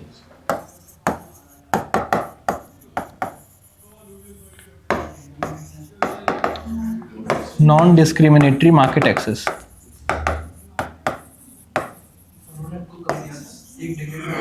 market access they have provided us in 2010 Thimphu summit में दिया सार्क में। ये WTO का जो था, उन्होंने बोला हम मोस्ट फेवर्ड नेशन नहीं बोलेंगे आपको, आप कैसे फेवर्ड नेशन हो हमारे।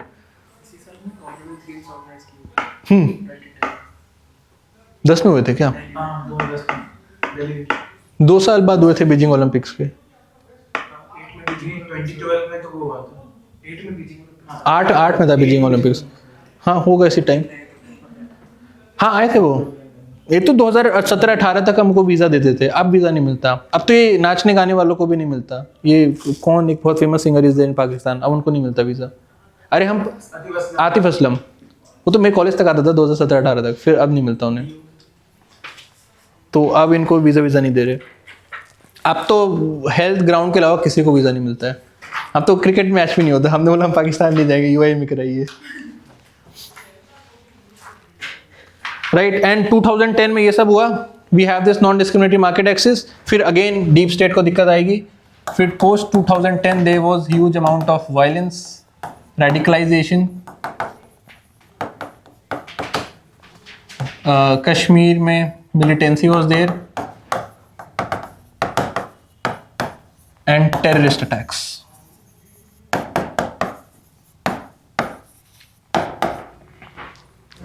दो 2010 के बाद एक वेव सी आई जो बहुत स्ट्रांगली ये सब हुआ।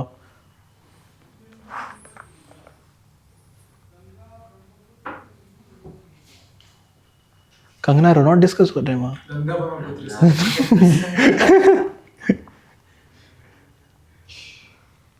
फिर उसके बाद दोबारा स्टैंड स्टिल पे आ गए हम कि अब क्या ही बात करें। फिर तब से हम बोलते हैं कि ये क्या बोलते हैं, ये talks and guns will not be going together. या तो खून बहेगा या तो बातें होंगी, साथ में नहीं करेंगे। फिर 2014 में रिजीम चेंज हुआ, Modi ji came into power and सबसे पहले जो इनकी स्वेरिंग इन सेरेमनी थी, स्वेरिंग इन सेरेमनी में all the SAARC leaders were invited.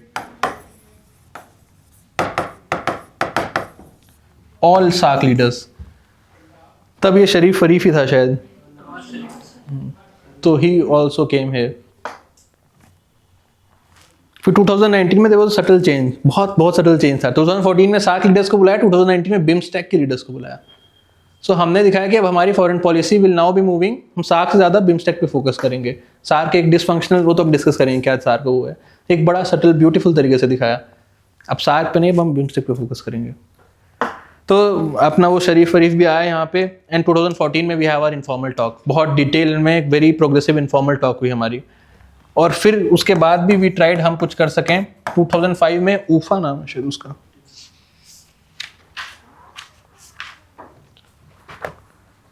ऊफा।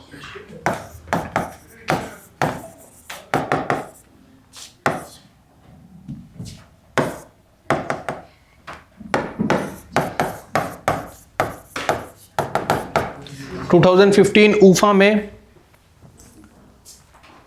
There was SCO का समिट, शंघाई कॉरपोरेशन ऑर्गेनाइजेशन।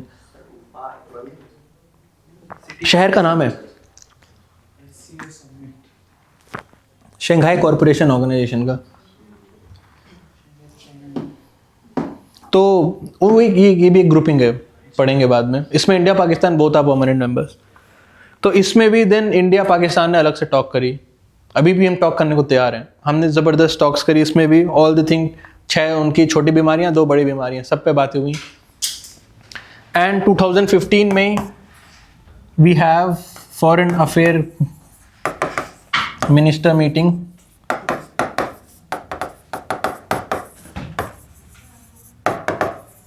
तब Sushma ji was a foreign affair minister. वो फिर भी एक थोड़ा सा एक वो सॉफ्ट लाइन लेती थी, he has the leverage. This man is very hard liner, this man is बढ़िया वाला। So, एक पे stretch हो गया। फॉरेन सेक्रेटरी थे। तो फॉरेन अफेयर मिनिस्टर हुए। A foreign affair visited Islamabad and their foreign minister came to India. ये 2 बार हुआ 1 साल के अंदर। एंड 2015 में ये head of state also met. और उसके बाद 2015 में ये शरीफ का जन्मदिन था, दिसंबर नवंबर में। So there was a surprise visit of our prime minister. वो अफगानिस्तान में थे, तो वो सरप्राइज वहाँ से पाकिस्तान गए उसको हैप्पी बर्थडे बोलने 2015 में। That was a very big deal. Indian prime minister कभी गए नहीं था पाकिस्तान कितने सालों से।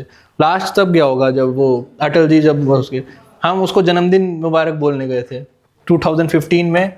There was an informal visit of Modi ji, PM of India. उनकी बेटी की शादी थी। नहीं, उसका जन्मदिन था, मेरे को याद है।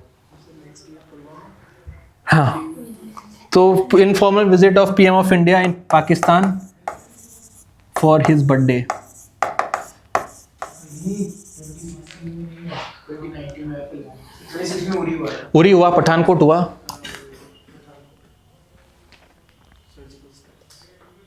इसलिए अच्छे हिस्ट्री सोर्सेस से पढ़ा है।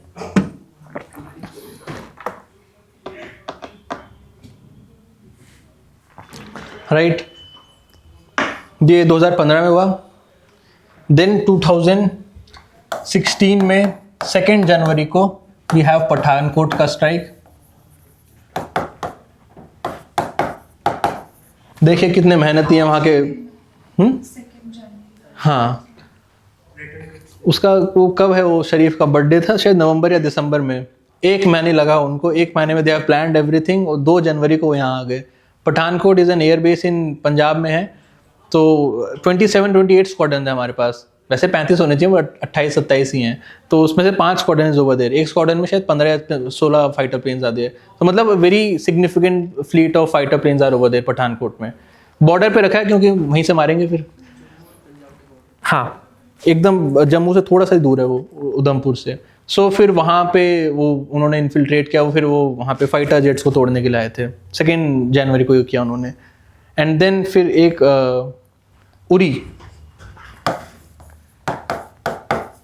ये सब तो मूवी ही बना दी अब। उरी स्ट्राइक भी 2016 में हैपन। उसके रात में किसी एक आर्मी कैंप था, उसमें जाके उन्होंने मारा एम्बुश अटैक में। काफ़ी लोग मरे थे उसमें। फिर हमने सर्जिकल स्ट्राइक करी 2016 में। तो उसके बाद से फिर एवरीथिंग इज ऑन स्टैंडस्टिल। तब से फिर बंद कर दिया कि ये तो बहुत ज़्यादा हो गया था कि उरी स्ट्राइक कर रहे हो, हमारे एयर बेसिस में आ रहे हैं, सब कुछ कर रहे हैं। और फिर ये जम्मू कश्मीर में भी बहुत ज़बरदस्त होने लग गई थी। जम्मू कश्मीर में देन हम भी बहुत ज़्यादा रिटेलिएट करते थे। पहले भी और एक कंट्रोल्ड आर्मी हुआ करती थी। फिर 2016-17 से बहुत बहुत ज़्यादा हमने आर्मी एग्रेशन भी वहाँ पे दिखाया। अब तो काफ़ी कंट्रोल हो चुका है। अब तो 370 हटाने के बाद तो significant amount of control is there. और कुछ हुआ फिर उसके बाद से बात नहीं होती। अब फिर उसके बाद से we are completely non talking terms. फिर पुलवामा हुआ 2019 फरवरी में हुआ था। ये फरवरी में कभी हुआ था। एंड 14 को हुआ था क्या? और फरवरी में फिर हमने वो एयर स्ट्राइक किया था। कौन सी जगह मारा था? बालाकोट में एयर स्ट्राइक करी हमने।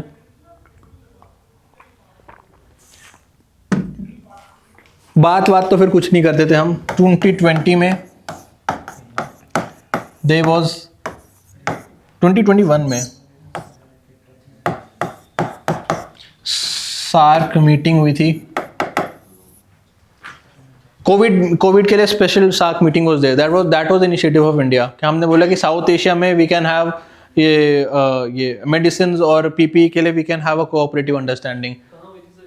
ऑनलाइन, अरे कोविड चल रहा था, कहाँ होगी? इसमें प्राइम मिनिस्टर पाकिस्तान नहीं आए थे, उनमें उनके फॉरेन मिनिस्टर आए थे। सार्क मीटिंग हुई थी फॉर कोविड रिस्पॉन्स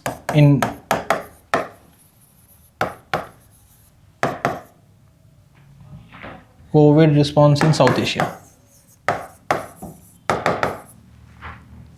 उस पर भी सेम चीज़ बोली कि एक हम डोमेस्टिक प्रोडक्शन, एक लोकलाइज प्रोडक्शन और एक लोकलाइज वैल्यू चेन बना सकते हैं हम, कि ग्लोबल वैल्यू चेन का तो कोई भरोसा नहीं है। कोविड हो गया, सारी ग्लोबल वैल्यू चेन बंद हो गई, तो हमको डोमेस्टिक प्रोडक्शन पे रिलाई करना पड़ेगा and we can have a greater cooperation in South Asia. उसके बाद से कोई बातचीत ही है वो कुछ नहीं हो रहा है, अब वो बात करने लायक नहीं बचा। ये थोड़ा सा एक टाइमलाइन है। G20 में उनको, और हमारे फॉरेन मिनिस्टर भी अभी गए हैं वहाँ, 2024 में गए हैं। अरे वो रील देखी होगी ना, चश्मा पहन के जा रहे हैं एयरपोर्ट में। SCO समिट नहीं था वो, SCO था समिट पाकिस्तान में हुआ था, तो इंडिया प्राइम मिनिस्टर तो गई नहीं। वो मैं श्योर नहीं हूँ।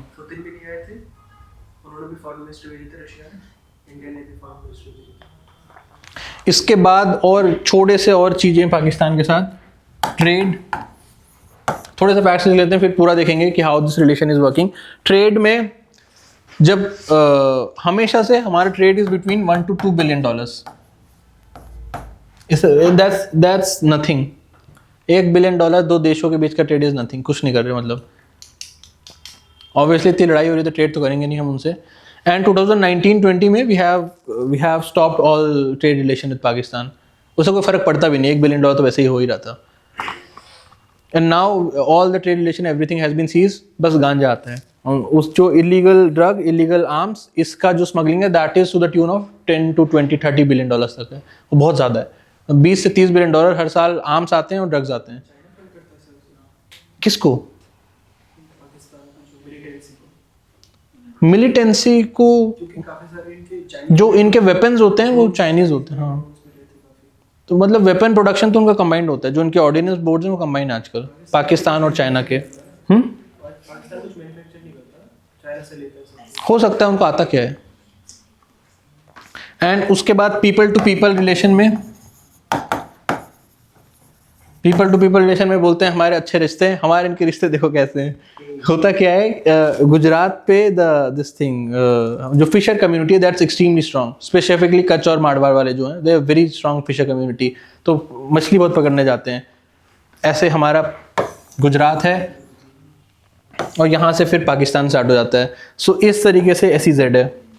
SEZ वो सब तो आपने पढ़ा होगा ना, एक स्पेशल इकोनॉमिक जोन होता है, फिर उसके बाद वो टेरिटोरियल एरियाज और फिर कंटिगुअस जोन, वो सब कुछ होता है। तो आप किसी के कंटिगुअस जोन में नहीं घुस सकते। SEZ में तो आप कर सकते हो फिशिंग, इंटरनेशनल बॉर्डर में फिशिंग नहीं कर सकते बिना परमिशन के।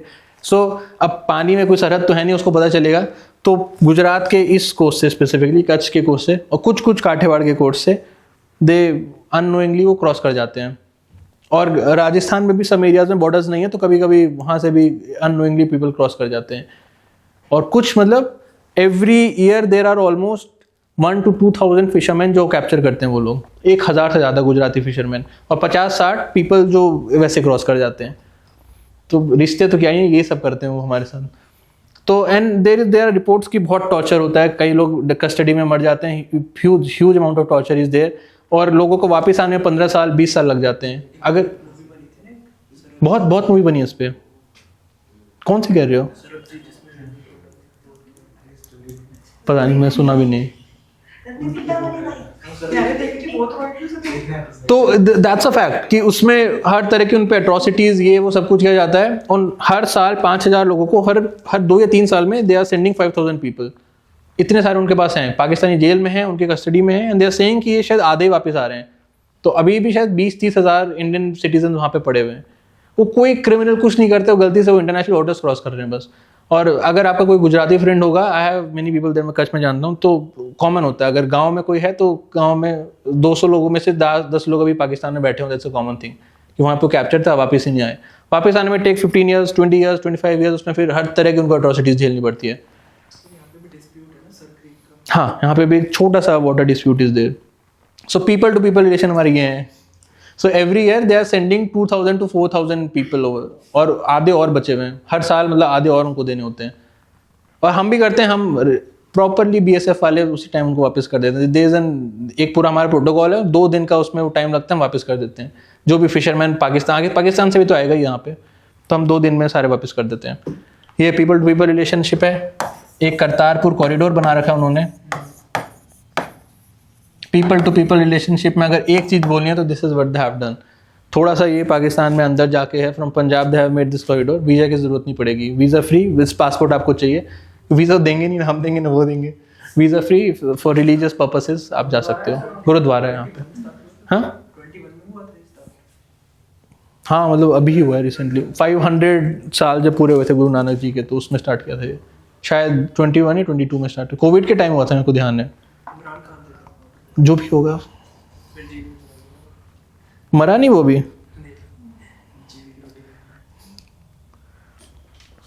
तो ये है थोड़ा बहुत पाकिस्तान का साथ हमारा.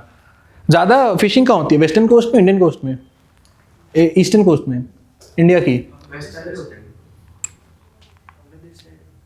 वेस्टर्न थोड़ा नीचे साइड होती है. ऐसे ही मैंने पूछा कि अब फिशरमैन ज़्यादा कहाँ रहते हैं, ईस्टर्न साइड या वेस्टर्न साइड? वेस्टर्न कोस्ट, पूरा coast, eastern coast line, western coast line, ज़्यादा कहाँ होती है? पक्का? अभी तो वेस्ट कह रहे थे आप लोग, वेस्ट कह रहे थे. मैं कह रहा हूँ बस. अभी ईस्ट बोला.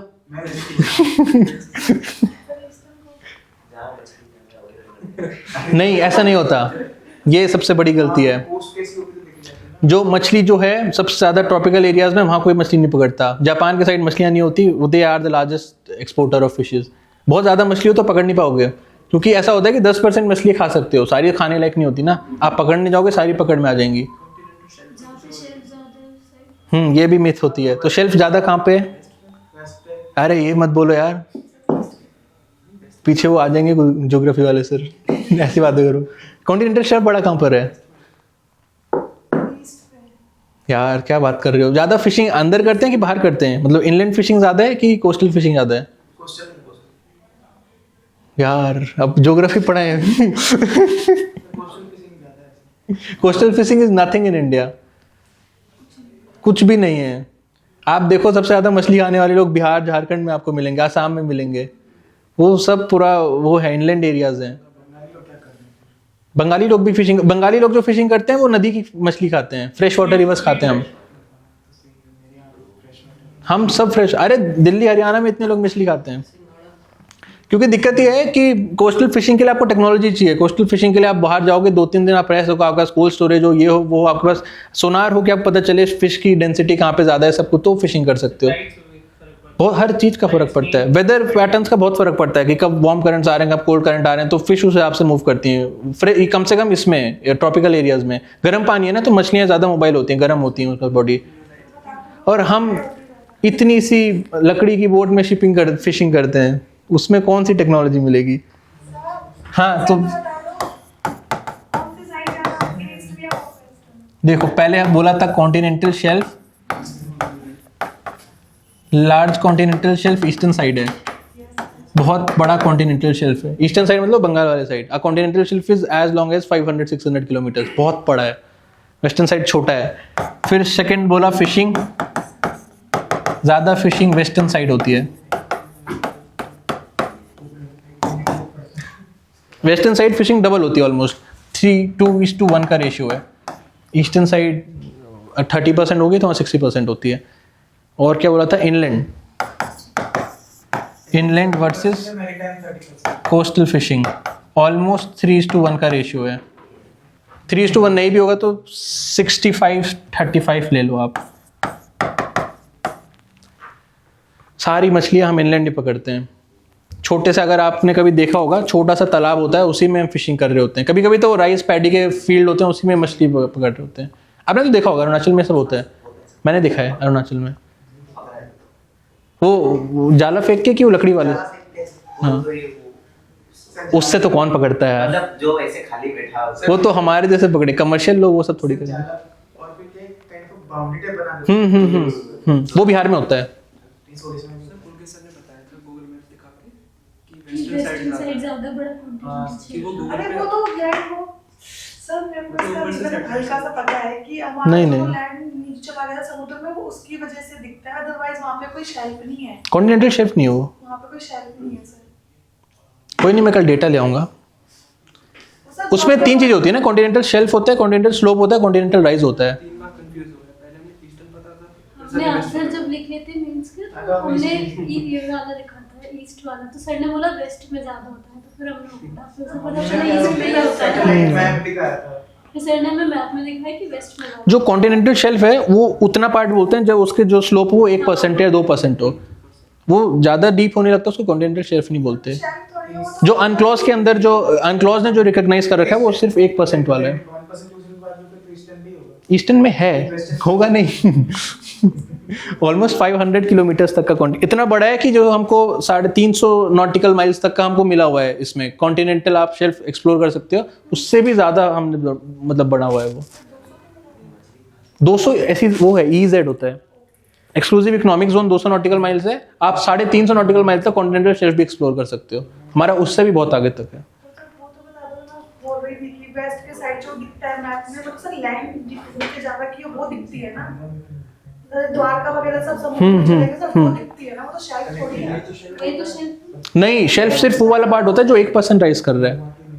वो आप पूरा कॉन्टिनेंटल मार्जिन बोल रहे हो, पूरा कॉन्टिनेंटल मार्जिन हमें मतलब ही नहीं है। फिर कल किसी ने अभी थोड़ी देर किसी ने बोला जहाँ पे कॉन्टिनेंटल शेल्फ बड़ा वहाँ ज़्यादा मछली पकड़ते हैं, वो भी गलत बात है। वो यार फिर पूरा ही ज्योग्राफी हो जाएगा कि ईस्टर्न साइड क्यों नहीं पकड़ते। ईस्टर्न साइड पानी गर्म है और ईस्टर्न साइड फ्रेश वाटर ज़्यादा है, क्योंकि गंगा ब्रह्मपुत्र ये वो नदियाँ बहुत सारी आती हैं। और भी रीज़न है कि ईस्टर्न साइड उतनी मछली नहीं पकड़ते। वेस्टर्न साइड जो है मेरी टाइम वो जो नेचर है वो ज़्यादा स्ट्रॉन्ग है, फाइटोप्लैंक्टन डेवलपमेंट और जो न्यूट्रिएंट्स है वो ज़्यादा स्ट्रॉन्ग है वेस्टर्न साइड। महाराष्ट्र और केरला में फिशरमैन ज्यादा है वो तो मुझे याद है वेस्टर्न साइड। गुजरात, हां गुजरात जाके आ रहे हैं ना। राइट यार, इंटरनेशनल रिलेशन पढ़ेंगे सब नहीं। देन उसके बाद हम थे अपने लव ऑफ लाइफ पे। ये सब एक थोड़ा सा ये टाइमलाइन है पाकिस्तान के साथ हमने क्या क्या कर रखा है। अब देखिए जो हमारी उसकी बीमारियां हैं, जो पाकिस्तान के साथ कोर बीमारियां हमारी। अच्छा उसमें आप लिख रहे थे तो ठीक है, इसी में लिख लेंगे। सबसे पहले तो we have border dispute, border नहीं टेरिटोरियल डिस्प्यूट है, टेरिटरी जा रखी है। टेरिटोरियल डिस्प्यूट इन कश्मीर है, Siachen and Sir Creek. Sir Creek is in Gujarat. इसके अलावा हमारा दिक्कत है टेररिज्म, रेडिकलाइजेशन। रेडिकलाइजेशन मतलब एक वल्नरेबल पॉपुलेशन होती है, गरीब जवान लोग होते हैं, उनके पास करने को कुछ नहीं है, गर्म खून है, सो आप उनको भगा सकते हैं। यू कैन सेंड, आप उनको आजकल तो व्हाट्सएप ट्विटर से ही सारा कर देते हैं। वो बहुत ज़्यादा होता है, बहुत ज़्यादा। आजकल तो सरकारें भी कर रही हैं रेडिकलाइजेशन।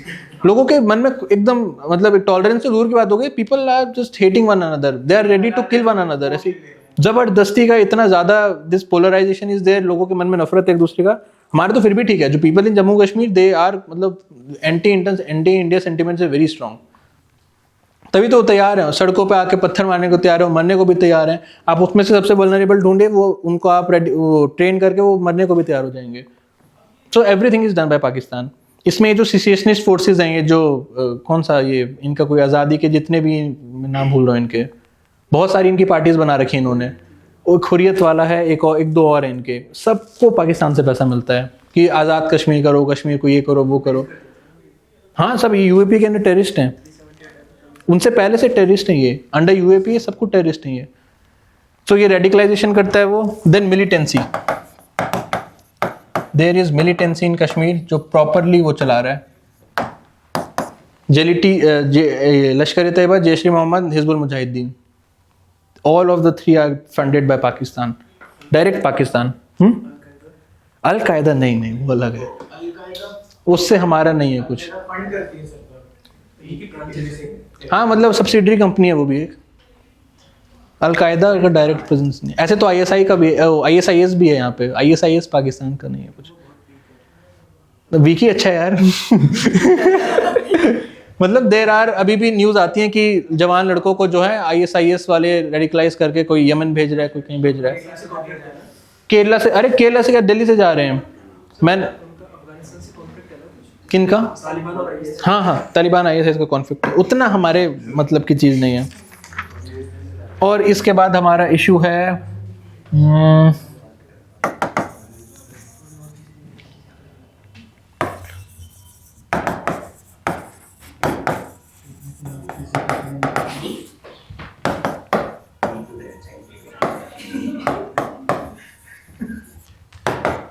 और इसके अलावा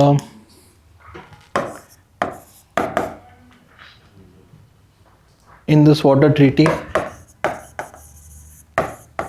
इसको ड्राई पड़ा, ड्रग ये मनी लॉन्ड्रिंग है, इसको भी फिर आप पता नहीं क्या पढ़ेंगे। काला पैसा को सफेद करना।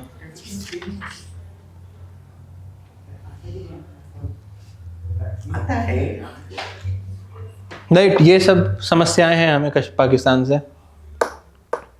ऐसे तो और भी बहुत सारी हैं बट ये मेजर से हैं।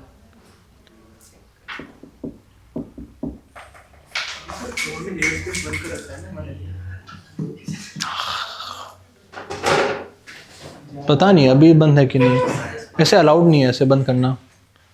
वो तो बीच में जब कुछ होता है तो फिर तब बंद कर देते हैं वो कि एयर स्ट्राइक वेयर स्ट्राइक करेगा, ये ऐसे बंद नहीं कर सकते शायद। अगर आपको दिल्ली से UAE दुबई जाना है तो क्रॉस करके कहाँ से जाओगे? नीचे से? नहीं, तो लंबा पड़ेगा। मैं मतलब मुश्किल है, आप ऐसे एयर स्पेस नहीं बंद कर सकते किसी के लिए। नॉर्म्स है स्पेस बंद करने के, अगर कोई भी डिस्प्यूट वैसा वॉर लाइक डिस्प्यूट, हाँ, ऐसे बंद नहीं होता है स्पेस। तब हो सकता है। Proper norms, international norms. इतना इजी नहीं है। नहीं, I am sure air space नहीं बंद कर सकते वो। तो इंडिया क्या कर सकता है?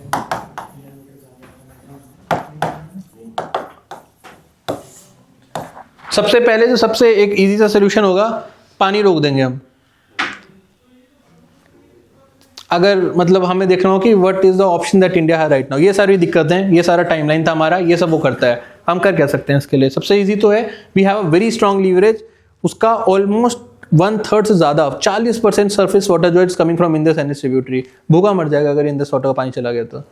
So the first thing is we can use this Indus water treaty, we can use this Indus water and our higher riparian state status to have this leverage over Pakistan. But ये international platform पे करना एक बड़ा negative repercussions होते हैं इन चीज़ों के, बहुत स्ट्रॉन्ग नेगेटिव रिपरकशंस होते हैं। वो विक्टिम कार्ड खेलने में वैसे ही बहुत एक्सपर्ट है, और उसमें दिखाया जाता है कि देर इज ये जो है इसमें difference between power and status is extremely huge. तो एक तरह का ये इसमें दिखाया जा सकता है कि हम अब्यूज़ कर रहे हैं अपनी पावर्स का, अपने स्टेटस का। ह्यूमन राइट्स, ये वो 50 तरह की इसमें चीज़ें होंगी। तो that's why in this water, तो दैट्स अ कम्प्लीटली ये उसका एकदम वेरी स्ट्रॉन्ग नो है, वो हम नहीं कर सकते कि इन दिस वाटर ट्रीटी को हम एक्सप्लोर करना, वो इट्स वेरी डिफिकल्ट। हाँ, वॉर लाइक सिचुएशन में it's are right, in this water treaty में लिखा है। एंड देन उसके बाद सेकेंड थिंग इज, लेकिन उसमें वो होगा ना, अब पानी बह रहा है तो पहले आपको उसमें कुछ बनाना पड़ेगा ना रोकने के लिए। आज लड़ाई हुई तो रातों रात डैम थोड़ी बनेगा, तो हम डैम बनाएंगे तो उतने में वो रोने लगता है वो। तो हमारे पास कुछ है नहीं कि हम जिससे रोक पाएँ पानी। एंड द सेकेंड इज, हम ट्रेड बंद कर सकते हैं, इससे कोई फर्क नहीं पड़ता। हमने ट्रेड बंद भी कर दिया, $1 बिलियन का ट्रेड है, उससे फर्क भी नहीं पड़ता। एंड द इशू इज कि the China and Pakistan relations are extremely strong. उसने CPEC भी बना दिया, it's supporting its economic development. ये वो डेवलपमेंट कुछ नहीं कर रहा है, कॉलोनी बना रहा है उसको। धीरे धीरे the debt of Pakistan on China is extremely huge, GDP का पार हो चुका है। Almost 40% of the national debt जो है उसका वो चाइना को है। थोड़े दिनों में पूरा पाकिस्तान ही ले जाएगा वो। That will be even a worrisome condition for us. वो ज़्यादा खतरनाक हो जाएगा। देर आर एविडेंसेस कि अभी तो उसके पास है ही नहीं फॉरेन एक्सचेंज। अगर कल को उसको अपने किसी भी तरह की लाइबिलिटी को रिस्पेक्ट करना है, उसका डॉलर ही नहीं बचा देने को, कुछ नहीं होगा तो पाकिस्तान चाइना उसको बेल आउट दे देगा। चाइना बेल आउट करेगा तो चाइना का एक सिंपल सा चीज़ होता है, ये ज़मीन मुझे दे दे। ये ज़मीन 150 सालों के मैं लीज पे ले रहा हूँ। हाँ हाँ, कल बात करी हमने, कल आप आए नहीं थे, हमने अरुणाचल की बात करी। तो फिर उससे हमें और बड़ी दिक्कत होगी। अगर चाइनीज़ प्रेजेंस, क्या चाइनीज़ अगर वो टेरिटरी लेके बैठ जाएगा वहाँ, तो देर आर चांसेस कि अभी उसका होने वाला है, थोड़े दिनों में BOP क्राइसिस आएगा, उसका जितना उन्होंने पैसा ले रखा है वापस नहीं कर पाएगा। देर आर चांसेस कि हम बेल आउट करेंगे। क्योंकि चाइनीज बेल आउट करने लग जाएंगे तो फिर ज़मीन ही खा जाएंगे चाइनीज की सारी। The same they are doing with Maldives and Sri Lanka. Sri Lanka में हमने एक बार ब्रंट ले लिया है, उन्होंने बहुत स्ट्रैटेजिक पोर्ट्स ले लिया, वहाँ पे वो अपनी मिलिट्री कर रहे हैं। तो श्रीलंका वाला तो रोकेगा नहीं कि अगर वो अपने मिलिट्री वहाँ पे मिलिट्री सबमरीन्स मिलिट्री वेसल्स वहाँ पे बिठाने लग गए हो हम्बनटोटा पे। हम्बनटोटा उन्होंने 99 सालों के लिए लीज पे ले लिया है। The same they will be doing with Pakistan. बहुत ज़्यादा डेट है पाकिस्तान का। तो एक ही हमें बड़ा टेंशन है कि Chinese is extremely strong in Pakistan. और अगला ऑप्शन है हम उनसे बात करें, वो तो एक जोक है, जोक से ज़्यादा कुछ नहीं है वो। एंड द थर्ड ऑप्शन जो हमारे पास है, जो ओनली थिंग हम कर सकते हैं पीस के लिए, we can have back diplomacy, then we can have isolation, and we can utilize international platforms.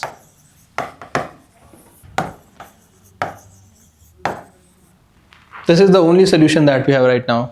Back diplomacy मतलब back channel diplomacy में now India has a very strong relation with West Asia, और फिर वो leverage हम use कर सकते हैं। इसके दो चचेरे भाई हैं, भाई तो क्या उसके चाचा हैं, UAE and Saudi. UAE Saudi has a marital, उनके जो हाई एलिट्स हैं they have marital relation with Pakistan. वो उनके कल्चरली वो उनके पुराने रिश्ते रहे हैं, भुट्टो से भी रहे हैं, वो शरीफों से भी रहे हैं, और दूसरे मिलिट्री लीडर्स के साथ भी रहे हैं। सो पहले UAE सऊदी वाले बहुत ज़्यादा पैसा सपोर्ट सब कुछ देते थे इसको, अब उन्होंने भी थोड़ा कट ऑफ स्टार्ट किया है because of India's back diplomacy. थोड़े दिन पहले आपने सुना भी होगा कि सऊदी वालों ने बड़ी स्ट्रिक्टली बोला है कि इसके बाद हम आपको ये आपका डेट रोल ओवर करके नहीं दे रहे हैं, इसके बाद हम आपको किसी तरह का कंसेशन या हेयर कट नहीं देंगे, you have to respect your liability. इस साल आपको इतना भरना है पैसा तो पैसा भरिए। पाकिस्तान वाले ने कुछ बोल भी दिया था सऊदी वाले को, मेरे को ध्यान है, कुछ फॉरेन मिनिस्टर ने कुछ बोला था सऊदी के फॉरेन मिनिस्टर को, हम नहीं देंगे, मतलब अपने बाप को तुम बोल रहे हो हम ये नहीं करेंगे। तो देन सऊदी एंड UAE के साथ we are using back channel diplomacy. वो बात मत करो यार, क्या सोच रहे हो, थिंक टैंक चला दिया तुमने अपना। सो सऊदी एंड UAE के साथ we are using back channel diplomacy. Now there is a distance between Saudi UAE and Pakistan, and that is by this efforts of India. And third, isolation, ये हम जान लगा रखी है इस पे हमने। We have multiple international forums, FATF is there, then world bank के डिफरेंट सेगमेंट्स आर देयर। अगर आपने IMF में प्रूव कर दिया कि the money that you will B lending to him, he will be using it for money laundering, terrorist financing, ये वो, then उसका ये इंटरनेशनल मार्केट में जो उसका सोवरेन डेट होता है उसकी वो बढ़ जाएगा, इंटरेस्ट रेट्स विल इंक्रीज। अब उससे कोई मतलब नहीं। कब हुआ जब यूएसए ने पाकिस्तान को मतलब अपने सेलेक्ट कर दी? ये बड़ा इंटरेस्टिंग कहानी का हुआ। होता क्या था अरे पहले ये करते हैं, वो सब दुनियादारी बाद में सुनेंगे। तो second thing is this thing, isolation में हमने जान लगा रखी है अपनी। FATF इज एक सबसे ज़बरदस्त वॉच डॉग है जिसपे हम बहुत ज़्यादा एक रिलाई करते हैं। हम दिखाते हैं कि टेरर फाइनेंसिंग, स्टेट पे टेरर फाइनेंसिंग करता है, ये मनी लॉन्ड्रिंग करेगा, ये हर तरह से ड्रग ट्रैफिकिंग, ये वो सब कुछ करेगा जो भी आप इसको पैसा मिलेगा। तो FATF के उसको पावर नहीं होती, वो एक सर्टिफिकेट में लिख के दे देगा कि ये ग्रे लिस्ट में आता है, this are the evidences based on the fact. हाँ अब हटा दिया, हट गया वो, पिछले साल हट गया था वो। तो उससे उसको पता तो होगा क्या कि इंटरनेशनल मार्केट में जो सोवरेन इसके बॉन्ड्स होते हैं पाकिस्तान के, उसका इंटरेस्ट रेट बढ़ जाता है। अब इनका जो इंटरेस्ट रेट है वो मार्केट रेट से शायद 400 BPS ज़्यादा है, 4% ज़्यादा इंटरेस्ट रेट देना पड़ता है। 4% में तो मर जाएंगे वो। लोगों को 4.5% में लेंडिंग मिलती है, उनको 8.5% पे मिलेगी। 8.5% वापस ही नहीं कर सकते कभी। एंड सिमिलरली इसके बाद हम उसको IMF वर्ल्ड बैंक में भी सेम चीज़ we are saying in United Nations, और डिफरेंट यूनाइटेड नेशंस की बॉडीज है जिसमें वी आर सेइंग कि terrorism is source from our neighbouring country, उसके ज़मीन से टेररिज्म स्टार्ट होता है। हर जगह we are utilising this thing to ensure कि हम पाकिस्तान को हर तरीके से आइसोलेट कर सकें। And same we are pressuring on Russia also. Russia के साथ we have a very strong stand. यार रशिया वाला हमको भी हथियार दे रहा है, रशिया वाला पाकिस्तान को भी हथियार दे रहा है, फिर हम दोनों रशियन हथियारों से लड़ रहे हैं, इसका कोई सेंस नहीं बनता। So very explicitly we have said कि रशिया वाला जो है अपना आर्म्स का relation should be very restricted with Pakistan. और USA ने अभी उसके F-14 F-15 लेके बैठे हैं USA के, तो उसकी जो भी है F-16 है उनके पास, तो जो भी इनके पास फाइटर जेट है तो उसका ये सर्विसिंग उन्होंने होल्ड पे रखा हुआ है। हाँ चाइना तो दे रहा है, चाइना तो देगा ही। उनको बेस्ट, हाँ 4.5 जनरेशन है हमारे पास। सो उसके बाद होगा क्या कि USA भी जो है इसके साथ मिलिट्री कोऑपरेशन कम कर रहा है। उन्होंने बोला कि हम इसकी जो मेंटेनेंस है वो सब अब रोक रहे हैं, and that was only done by back channel diplomacy of India and isolation. But isolation is very easier said than done because सबसे important उसको चाइना मिल चुका है। And China and Russia now are very close ally. वो उनकी friendship बढ़ती जानी है, बिकॉज एक वो डिवाइड बहुत स्ट्रांग हो गया वेस्ट और ईस्ट का। तो यूएसए चाइना का भी एक बहुत हॉस्टाइल रिलेशन है, यूएसए रशिया का भी बहुत हॉस्टाइल रिलेशन है। सो नेचुरली चाइना रशिया भी एक साथ आने ही वाले हैं, इसका मतलब कोई तोड़ ही नहीं है। इंडो पैसिफिक में भी अब एक तरह से क्वाड बन गया, ये बन गया, वो बन गया। तो वो दोनों को ऐसा लग रहा है कि ये इंडिया, ऑस्ट्रेलिया, ये सब जो है, even to some extent Bangladesh, ये सब जो है थोड़ा सा वेस्ट से अलाइन होकर ये थोड़ा anti India, anti Russia, anti China हो रहे हैं। तो चाइना और रशिया की रिलेशंस बहुत स्ट्रांग होने वाले हैं, हो भी रहे हैं और बढ़ते चले जाएंगे वो, बिकॉज एक नेचुरली दोनों का कॉमन अलाई है, दुश्मन का दुश्मन दोस्त होता है। So USA is a kind of having an hostile relation with both of them, एक कम्युनिस्ट उनका लिंक भी है।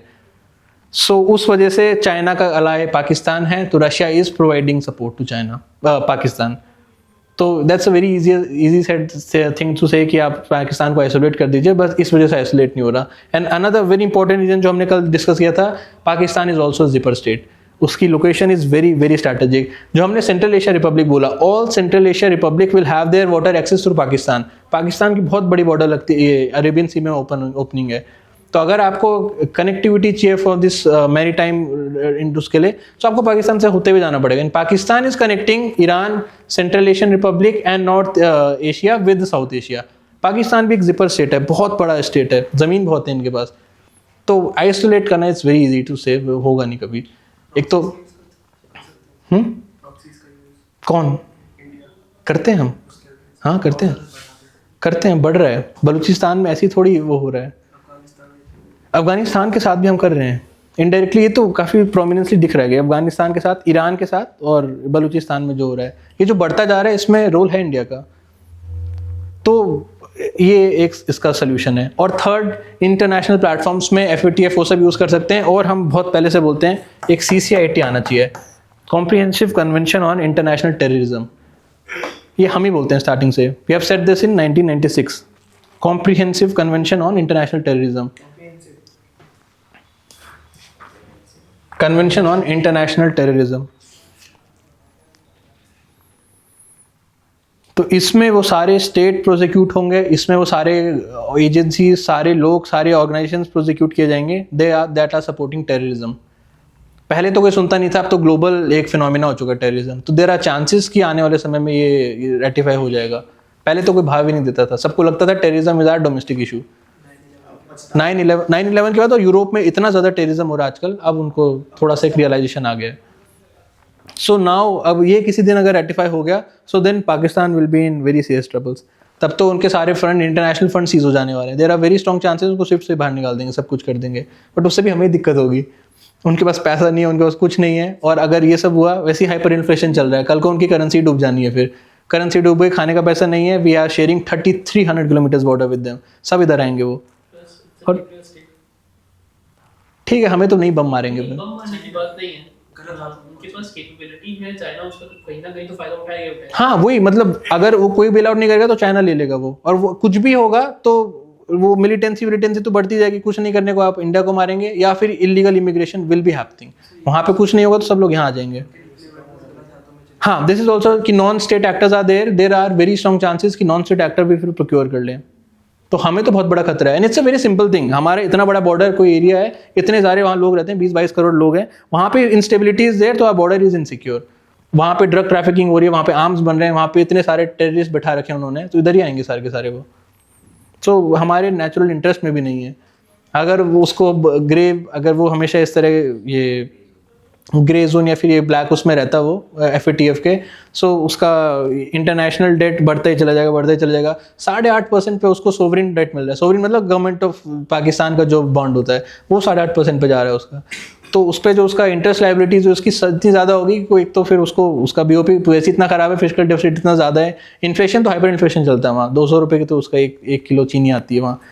तो उस वजह से फिर उसका BOP वैसे ही बर्बाद हो जाएगा। BOP बर्बाद हो गया तो फिर इंस्टेबिलिटी हो जाएगी वहाँ, हमें ही दिक्कत होगी वहाँ कुछ भी होगा। तो सोल्यूशन तो ये, we have to isolate him, और इंटरनेशनल लेवल पे हमको इस तरह की चीज़ें करनी पड़ेगी। और back channel diplomacy is a very prominent thing. उसके 2 कोर लाई तो हमने हटा दिए, UAE सऊदी, चाइना हम नहीं हटा सकते उसको, और जितनी तरीके से हम इसको आइसोलेट कर पाएँ, इसके अलावा कुछ नहीं हो सकता। और टॉक्स का कोई मतलब नहीं है, वॉर का कोई मतलब नहीं है। इन दिस वाटर ट्रीटी करना इट्स हमारे लिए ख़राब होगा, हमारी international image will be reprimanded because of that. हमने कई बार सोचा था कि हम वाटर को एज अ वेपन यूज़ करें, बट हम नहीं कर सकते वो। हाँ जी, आप कुछ कह रहे थे? वहाँ के कोई बिजनेसमैन और इंडस्ट्रीज क्या कर रहे हैं अगर इकोनॉमी? वहाँ का कौन बिजनेसमैन है? मोस्टली यूके अमेरिका हाँ, सब बाहर रहते हैं वहाँ, सब यूएई में रहते हैं उनके प्रोमिनेंट लोग। हाँ, वहाँ वो कौन रहेगा पाकिस्तान में? वो कल को वो मारने आ जाएंगे, टेररिस्ट अटैक्स आ देर। वो बलूचिस्तान में इतने स्ट्रांग वो फोर्सेस हैं, वो कराची में भी मारने चले गए हैं। पता चलो इंडस्ट्री फोड़ दी सामने वाले की। हाँ, उनके जो ये कैपिटल स्टॉक एक्सचेंज है कितनी बार मार चुके हैं, कैपिटल मार्केट ही तोड़ना चाह रहे हैं उनकी। हाँ, वहाँ कोई मार्केट नहीं है, वहाँ सिर्फ टेररिस्ट मार्केट है। हाँ, और तुम यूएसए की बात कर रहे थे। यूएसए का बड़ा इंटरेस्टिंग स्टैंड है। देखो, यूएसए के साथ थोड़ा सा डिस्कस, बहुत बड़ी कहानी है सब। हुआ क्या कि अफगानिस्तान जो था, it has having border with Soviet union, and Soviet को पता नहीं क्या था, पूरी दुनिया में मैं सोशलिज्म कम्युनिज्म फैलाऊंगा, भगवान जाने क्या मिलेगा उसको फैला के। तो ही डिक्टेटेड हिज ट्रूप, उसने अपने प्रॉक्सीज भेजे, सब कुछ भेजे, अफगानिस्तान में पूरा कैप्चर कर लिया। तो फिर यूएसए वालों को चुल हो गई। यूएसए वाले ऑलवेज हैव दिस थिंग कि the containment of this socialism and communism should be there. उन्हें लगा Afghanistan is an opening in South Asia, कल को ये इंडिया पाकिस्तान को भी एक एंगल ऑफ सोशलिज्म में ढकेगा। तो उन्होंने पाकिस्तान को एज एन अलाई यूज करके अफगानिस्तान में मुजाहिदीन भेजे। मुजाहिदीन भस्मासुर होते हैं। मुजाहिदीन के बाद तालिबान बना था। मुजाहिदीन में ट्रेंड लड़के हैं, उनको बस ये है कि कहीं भी भेज दो, बस वो मरेंगे मारेंगे और कुछ नहीं करते। भस्मासुर जैसे हैं, खुद भी मरेंगे, सामने वाले को भी मारेंगे। हाँ, सुसाइड बम इंसान है वो। तो उन्होंने इस तरह रेडिकलाइज लड़के बहुत सारे, एक पूरा केडर को मुजाहिदीन बोलते हैं, उन्होंने मुजाहिदीन बनाया। Mujahideen is made by USA, और उसी with the help of this thing ISI के साथ। फिर उन्होंने अफगानिस्तान में भेजकर उन्होंने एक काम किया, बस तुम सोवियत कहाँ से बर्बाद कर दो। 83 में वो स्टार्ट हुआ, 89 तक आते आते सोवियत वॉज कम्प्लीटली डिवास्टेटेड। और एक रीजन कि सोवियत टूटा वो भी यही था, कहाँ अफगानिस्तान, कहाँ सोवियत यूनियन, और वो हम मुजाहिदीन से लड़ रहे हैं। लोकल टेरिटरी में आप लोकल इंसान से नहीं लड़ सकते, दैट्स अ फैक्ट, नहीं लड़ सकते। और अफगानिस्तान तो इतना हिली एरिया है, इतना टफ एरिया है, वहाँ पे यूएसए भी नहीं लड़ पाया, ना सोवियत लड़ पाया था। मुजाहिदीन वहीं के लोकल लड़के हैं, वो भस्मासुर है, मार दो क्या जा रहा है उसका। That's a graveyard of empire. इसका बहुत प्रोमिनेंट रीजन ये है क्योंकि टोपोग्राफी इज वेरी डिफिकल्ट। आप किसी 5000 किलोमीटर दूर से लड़के भेज के वहाँ पर टोपोग्राफी में लोकल लोगों को नहीं हरा सकते। और वहाँ पे ट्राइबल आर वेरी, मतलब बहुत बारबरिक है, वो बहुत ज़्यादा बारबरिक है। हाँ, मतलब if someone has nothing to lose, क्या ही कर लोगे उसका। हमारे पास वी हैव आवर फैमिली, ये वो सब कुछ है इंडिया के पास, वो सामने वाले पास कुछ नहीं है, मार दो मार, उसको कौन सा कुछ जा रहा है, वो मरेगा, तुमको भी मार के डूबेगा। सो दैट्स अ फैक्टर कि अफगानिस्तान में इस तरह लड़ाई नहीं कर सकते।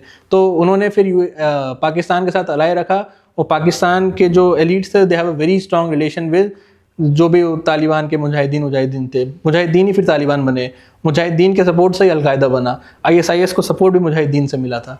और तालिबान और यूएस दोनों पाकिस्तान के अगेंस्ट। हाँ, अरे तो मुजाहिदीन ऐसे ही होते हैं। अलकायदा बना, अलकायदा ने यूएसए को मार दिया एक दिन जाके। और यही सेम अलकायदा है जिसको 1980s में बिलियंस ऑफ डॉलर देके ट्रेन किया गया था। सांप बनाओगे, सांप सबको काटेगा। अरे उनके कोई एथिक्स थोड़ी है, they are very barbaric in nature. वो अपने भाई को काट के मार देते हैं, तुम कौन हो उसके लिए। There is a very common thing, वो अपने भाइयों के साथ, अपने ब्लड ब्रदर्स के साथ लड़के मार देते हैं एक दूसरे को for capturing power and everything. उनका कोई धर्म ईमान नहीं है।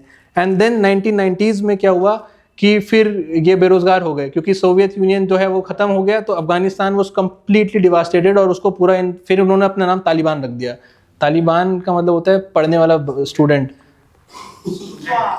तो उन्होंने अपना नाम तालिबान रख दिया, पता नहीं कौन सी स्टडी कर रही है वहाँ। तो फिर उन्होंने पूरा कैप्चर कर लिया, इन्होंने पूरा काबुल वाबुल सब कैप्चर कर लिया। उसके बाद तो ये बेरोजगार हो गए, आप किसको मारें। तो इन मुजाहिदीनों से ही LET-JEM बना है। यही मुजाहिदीन लश्कर तैयबा जैश-ए-मोहम्मद बने, और 1990s में फिर कश्मीर आए। उससे पहले तो वो सोवियत से लड़ रहे थे। देन 1989 में ये एक्सट्राडिशन ऑफ दिस हैपेंड, उनको मारा गया था जो कश्मीरी पंडित थे, और 1990 में बर्बाद हो गई सारी कंडीशन। पक्का? अच्छा, हिजबुल बना होगा।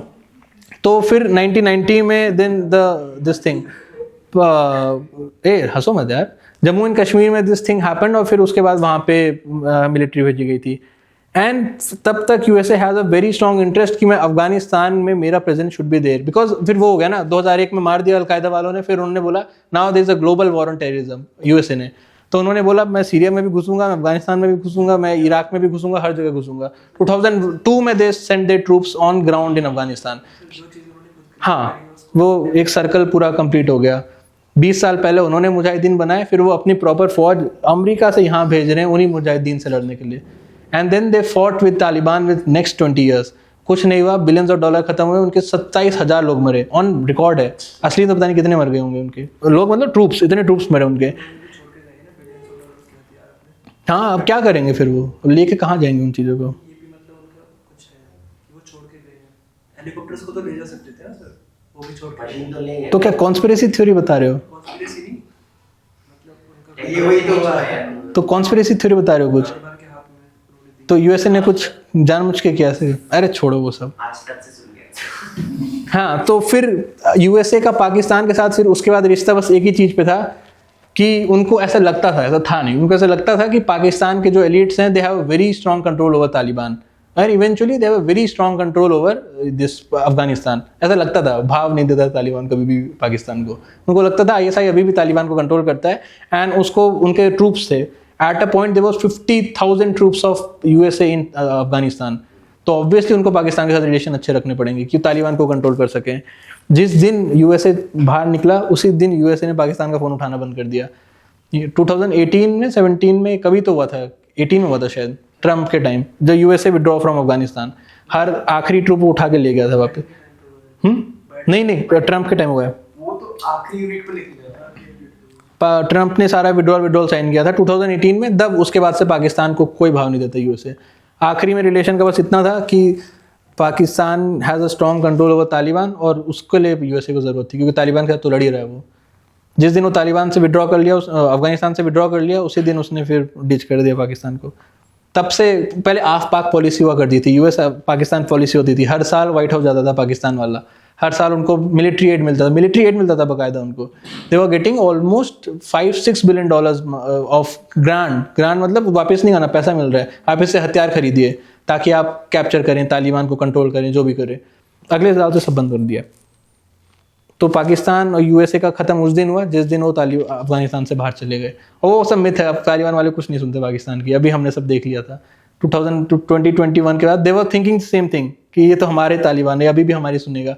वो they are fighting with Pakistan, अब they are properly fighting, they are having a war with Pakistan, Taliban वाले। अगर पाकिस्तान के डिवीजन होता है तो इंडिया के फेवर में होगा इंडिया के फेवर में या फिर अगेंस्ट में? पूरा अगेंस्ट में होगा यार। अगर डिवीजन हुआ तो there is a void of power हो जाती है, और जहाँ भी पावर वैक्यूम होता है वहाँ पे फिर सिर्फ ये एक्सट्रीमिज्म आएगा, सिर्फ सिविल वॉर एक्सट्रीमिज्म आएगा, वहाँ कुछ नहीं होगा। और तो इंडिया के लिए तो सब बर्बादी है वो।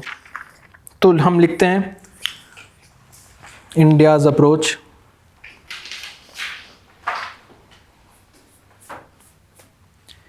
अभी हमने पूरा वो ट्रैक रिकॉर्ड में देखा, पीस टॉक से कुछ हो ही नहीं सकता because there is a core interest inside Pakistan, इनकी मिलिट्री और आईएसआई का, कि they should not be a peace between India and Pakistan. बातों का कोई मतलब नहीं है, जब भी बात होती है उसके बाद टेररिस्ट अटैक्स होते हैं। बात करेंगे तो वहाँ पे बैठे हुए लोग जो चाहते हैं कभी इंडिया पाकिस्तान के रिश्ते ठीक न रहे। तो ये आपको लिखना है कि there are a very strong interest in Pakistan, does not want a good relation in India and Pakistan. Multiple times अभी हमने ट्रैक रिकॉर्ड में देखा, वो ट्रैक रिकॉर्ड लिख लिया ना आपने पूरा। There are multiple vested interest in Pakistan that does not want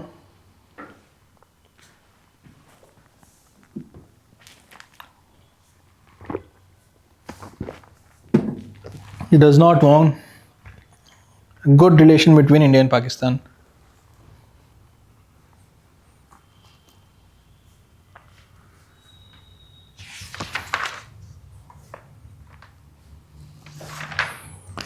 right, so हमारी हेडिंग है इंडियाज अप्रोच फॉर पाकिस्तान। ये सब जो डिस्कस किया सब लिखना है बस।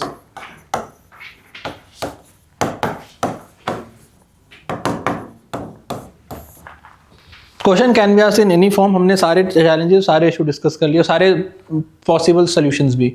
तो जैसे क्वेश्चन आएगा उस हिसाब से यू कैन बोल this thing. Question can be on ये क्या बोलते हैं उसको, मिलिटेंसी इन कश्मीर का क्वेश्चन आजकल उस पर बहुत ज़्यादा आ सकता है कि they are using social media और ये सब चीज़ें टू हैव दिस रेडिकलाइजेशन, या फिर एक ये पोलराइजेशन क्रिएट करने के लिए स्पेसिफिकली इन कश्मीर। वहाँ तो प्रॉपर पैसा भेजते हैं वो लोगों को। देर आर रिपोर्ट क्या सच है ये सब, ये जो अभी हमारा करंट जो इनकम्बेंट चीफ मिनिस्टर है जम्मू एंड कश्मीर का, हाँ सबको आपको नाम पता होगा उसका जो दादा था, he was secular to a great extent. Initially वो सेकुलर था, समझ गए ना कौन किसकी बात कर रहे हैं? अरे शेख अब्दुल्ला यार. He was secular to a great extent, he was an very educated man. बाद में द काइंड ऑफ ऐसे टर्न मार के जो खूनी इंसान बना वो, द काइंड ऑफ ये polarisation that he saw in the last latter phase, it was been funded by Pakistan. उस जमाने से पाकिस्तान ने फंड करना स्टार्ट कर दिया था.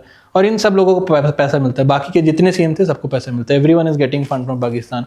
और जो सेपरेटिस्ट हैं, हुर्रियत और बाकी नाम मेरे को याद नहीं, नाम नहीं लिखना आपको, पेपर्स में नाम मत लिखिए इन लोगों के, लायक भी नहीं है इनके नाम लिखे जाए. तो ये जो है इन सबको पैसा मिलता है. Everyone is getting financial aid from Pakistan. बाकी जगह आप देखोगे कि जैसे नक्सलिज्म है, नक्सलिज्म के लिए they have to do some kind of, उनको किसी तरह का ये जो ये फॉरेस्ट में रिसोर्सेज होते हैं, they have to do this, extortion करना पड़ता है, फॉरेस्ट रिसोर्सेज को बेचना पड़ता है. कोई चंदन बेच रहा है, कोई रेड सैंडलवुड बेच रहा है, कोई कुछ बेच रहा है, उससे वो अपना पैसा कमाते हैं. नॉर्थ ईस्ट के जो इंसर्जेंट्स हैं उनको ड्रग ट्रैफिकर्स पे डिपेंडेंट होना पड़ता है, तो उनको पैसा मिलता है. या फिर उनको कहीं से लूटना पड़ता है. आपने कभी नहीं सुना होगा किसी मिलिटेंट को कहीं लूटना पड़ रहा है. मिलिटेंट को सीधा यूपीआई आता है वहाँ से, यहाँ उनको सीधा कैश मिलता है. मिलिटेंट को किसी चीज़ की जरूरत नहीं, ना वो एक्सटॉर्शन करते हैं, ना वो किसी तरह के रिसोर्सेज ले रहे हैं, ना वो किसी तरह की ब्लैक मार्केटिंग कर रहे हैं, कुछ नहीं बेचते, कुछ नहीं करते. They are getting money across the border.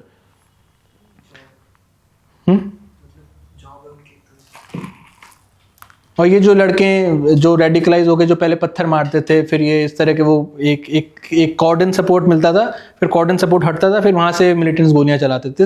ऐसे करते थे वो. वहाँ पे कहीं पे किसी तरह का कहीं कोई सम मिलिट्री कॉन्वॉयज देयर, कुछ हो रहा, कोई sensitive cheese, something is happening, वहाँ बहुत सारे लोग आ जाएंगे, फिर वो लोग अचानक हटेंगे, फिर उनमें से मिलिटेंट अटैक स्टार्ट हो जाता था. अब Indian government, Indian army has such a strong SOP, ये वो, अब वो तो मार नहीं सकते, सामने वाले मारेंगे तो कैजुअलिटी विल बी देयर, ये civilian casualty will happen. That's why पुराने ज़माने में we have huge amount of casualty in Jammu and Kashmir, क्योंकि हम नहीं मार सकते थे. स्पाई के वो सारे स्पाई हैं. स्पाई क्या बोलना है, they are on ground workers of this thing, OGWs बोलते हैं उनको. स्पाई थोड़ी वो उनके काम करने वाले हैं, पूरे सारे लोकल्स पीपल ऑफ देयर. सबको 500 रुपये मिलता है एक दिन का, ये तो फैक्ट है. सबको 500 रुपये मिलता है, जाओ पत्थर मारो, कलेक्ट करो, ये सब करिए उनके लिए. हाँ, तो हम लिख रहे थे इंडियाज अप्रोच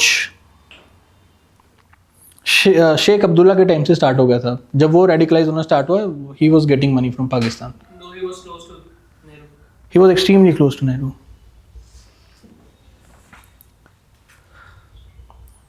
तो फर्स्ट इसमें था stopping the water flowing into Pakistan via Indus river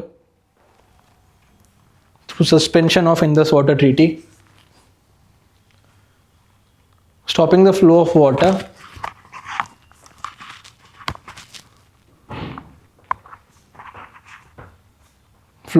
water into Pakistan via Indus River by suspending Indus Water Treaty. ये इकलौती ट्रीटी है जो हमने ऐसे साइन कर रखी है. अपर riparian state is getting 10%, lower riparian state is getting remaining 90% of the water.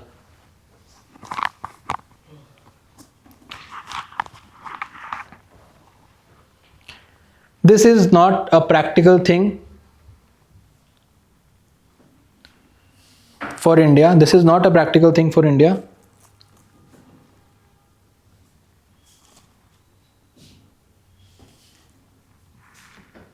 And it will be perceived negatively in international politics.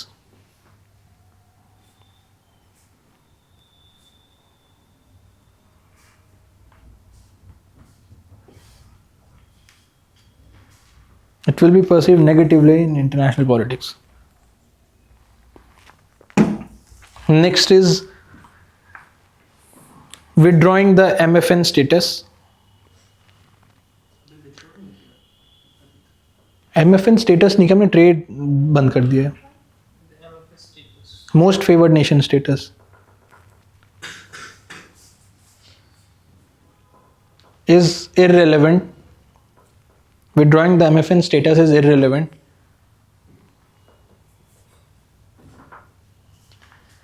As there is hardly any trade between India and Pakistan.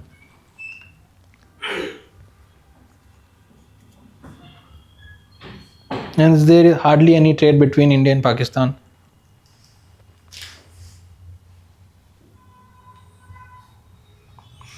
Then the third one is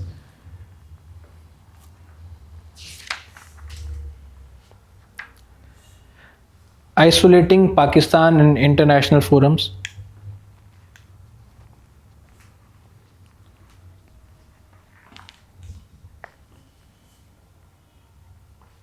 Isolating Pakistan in international forum is easier said than done.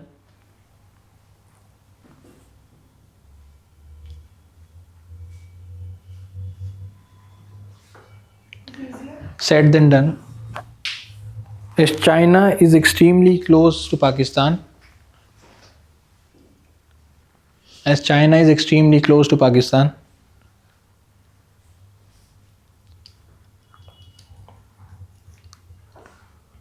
And Russia is warming up to it. And Russia is warming up to it.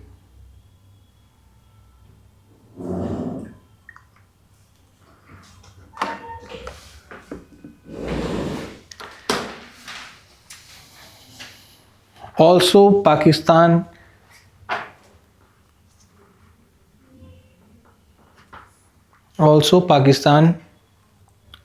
is at a very strategic location.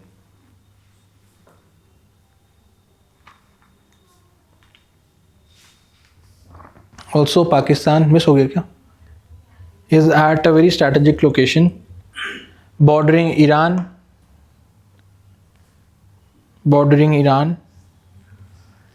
and in vicinity of Central Asian republics.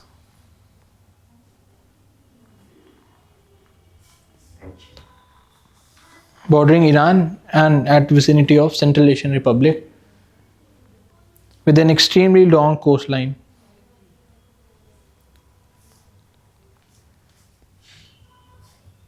An extremely long coastline, making it a pivot state in international politics.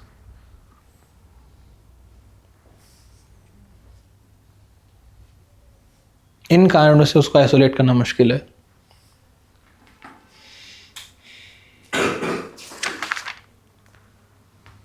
हाँ, इसके साथ एक और लिख लीजिए. With advancement in connectivity with China, like CPEC project, China Pakistan economic corridor. अच्छा, तुम late आए थे क्या? हमने पूरा सीपेक बनाया था. हाँ सर, लेट आए. हाँ, टाइम पर आया करो यार. तुम तो दिल्ली से हो ना? फिर अरे क्या होता है, कितना टाइम लगता है आने में? 2.5 घंटे. अरे बाप रे. सुबह 6 बजे चल जाती है वहाँ की मेट्रो. Connectivity with China. मुझे लगा फरीदाबाद की कनेक्टिविटी कह रहे हो. तो तुम क्या सनराइज से पहले निकल जाते हो? हाँ, सनराइज तो हो जाता है 7:30 बजे. हाँ, कनेक्टिविटी सीपैक वो पीओके से होता हो जाता है, इसलिए हमको बहुत प्रॉब्लम है सीपैक से. क्या लिख रहे थे हम? Connectivity with China. Like CPEC project, China Pakistan economic corridor will be a game changer for Pakistan.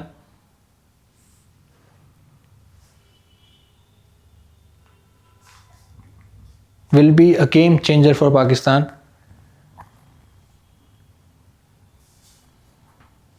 which may result in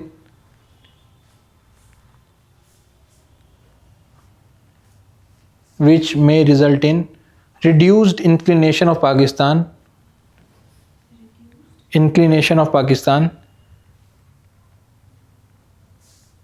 to have peace with India.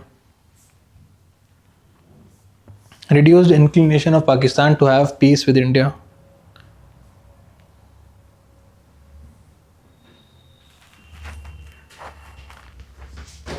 Then उसके बाद feasible solution जो हम एक्चुअली कर रहे हैं. ये 4 पॉइंट्स है कि why isolating Pakistan is difficult.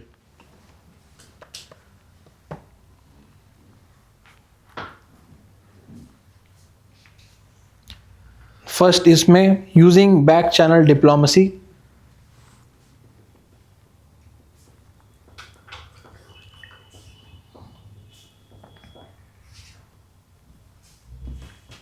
using back channel diplomacy to leverage India's relation with countries like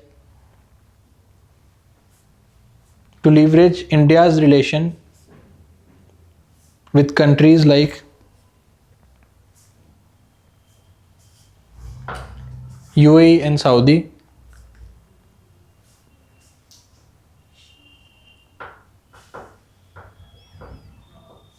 To leverage India's relation with countries like UAE and Saudi to put international pressure on Pakistan.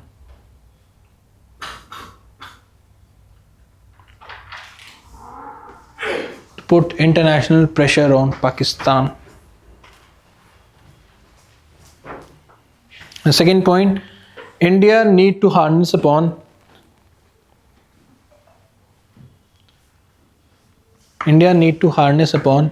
its international presence.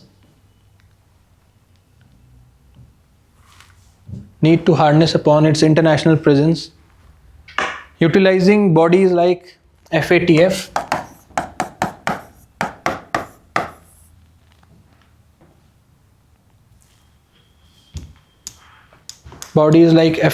and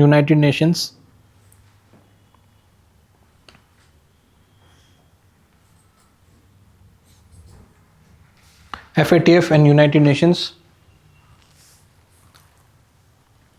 to put pressure against Pakistan.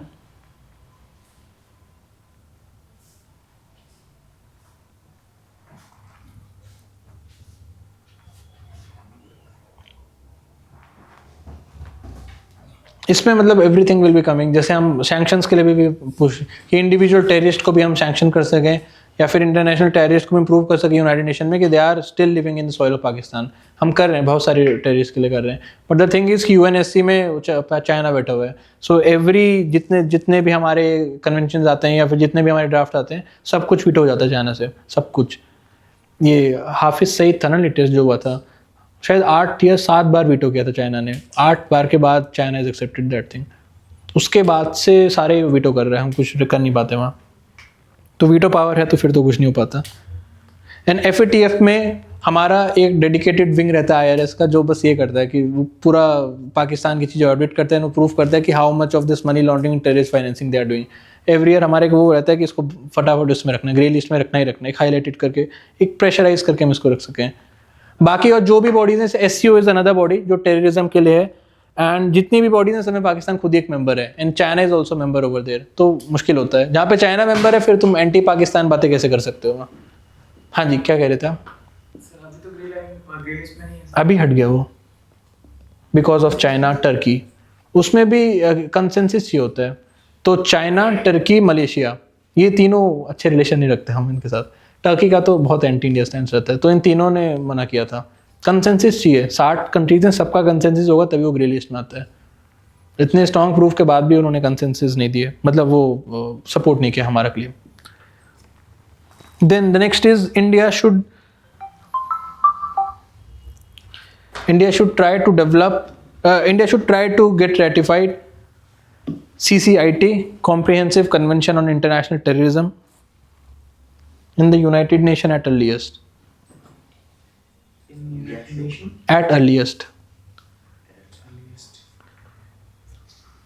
India should try to get ratified CCIT, Comprehensive Convention on International Terrorism, in United Nations at earliest.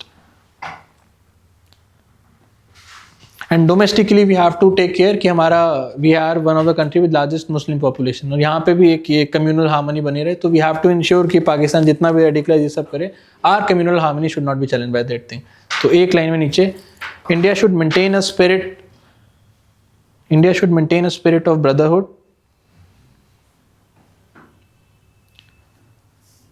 and should protect our secular and composite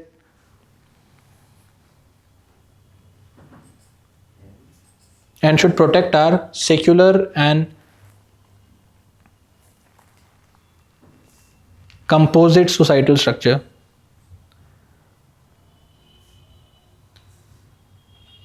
help कर दे रहे हैं इसमें. And एक नीचे last और, India should take all the steps to check radicalisation of youth. especially in Kashmir. All the possible steps to check radicalization of youth. India should take all possible steps to check radicalization of youth, especially in Kashmir.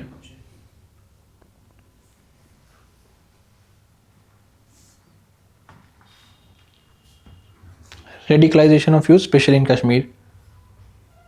So we are involving them everywhere. मतलब skill development, ये वो उनका cultural development, उनका heritage protection, everything we are doing, specifically in Kashmir to ensure कि सब now. और soft power से भी कर रहे हैं. And we are putting huge emphasis on our this data protection bill and regulating our intermediaries. जितने भी ये WhatsApp, Twitter ये सब हैं, we are pushing किसी भी तरह का sensitive information specifically that is harming internal secular fabric वो नहीं जाना चाहिए. तो our intermediary rules multiple rules हैं जिससे हम ये इंटरमीडिएरीज को भी we are putting them liable also कि आप व्हाट्सएप को, आप ट्विटर को, आप इंस्टाग्राम को you can not use as a tool to increase our radicalisation. हर तरह की चीज़ हम चेक कर रहे हैं. हम या fact checking machine, artificial intelligence भी यूज़ कर रहे हैं. हम डीप फेक टेस्टिंग भी हम हर तरीके से जितना कर सकते हैं. एक लिमिटेशन है स्टेट जो कर सकता है कि रेडिकलाइजेशन उसमें हम चेक कर सकें.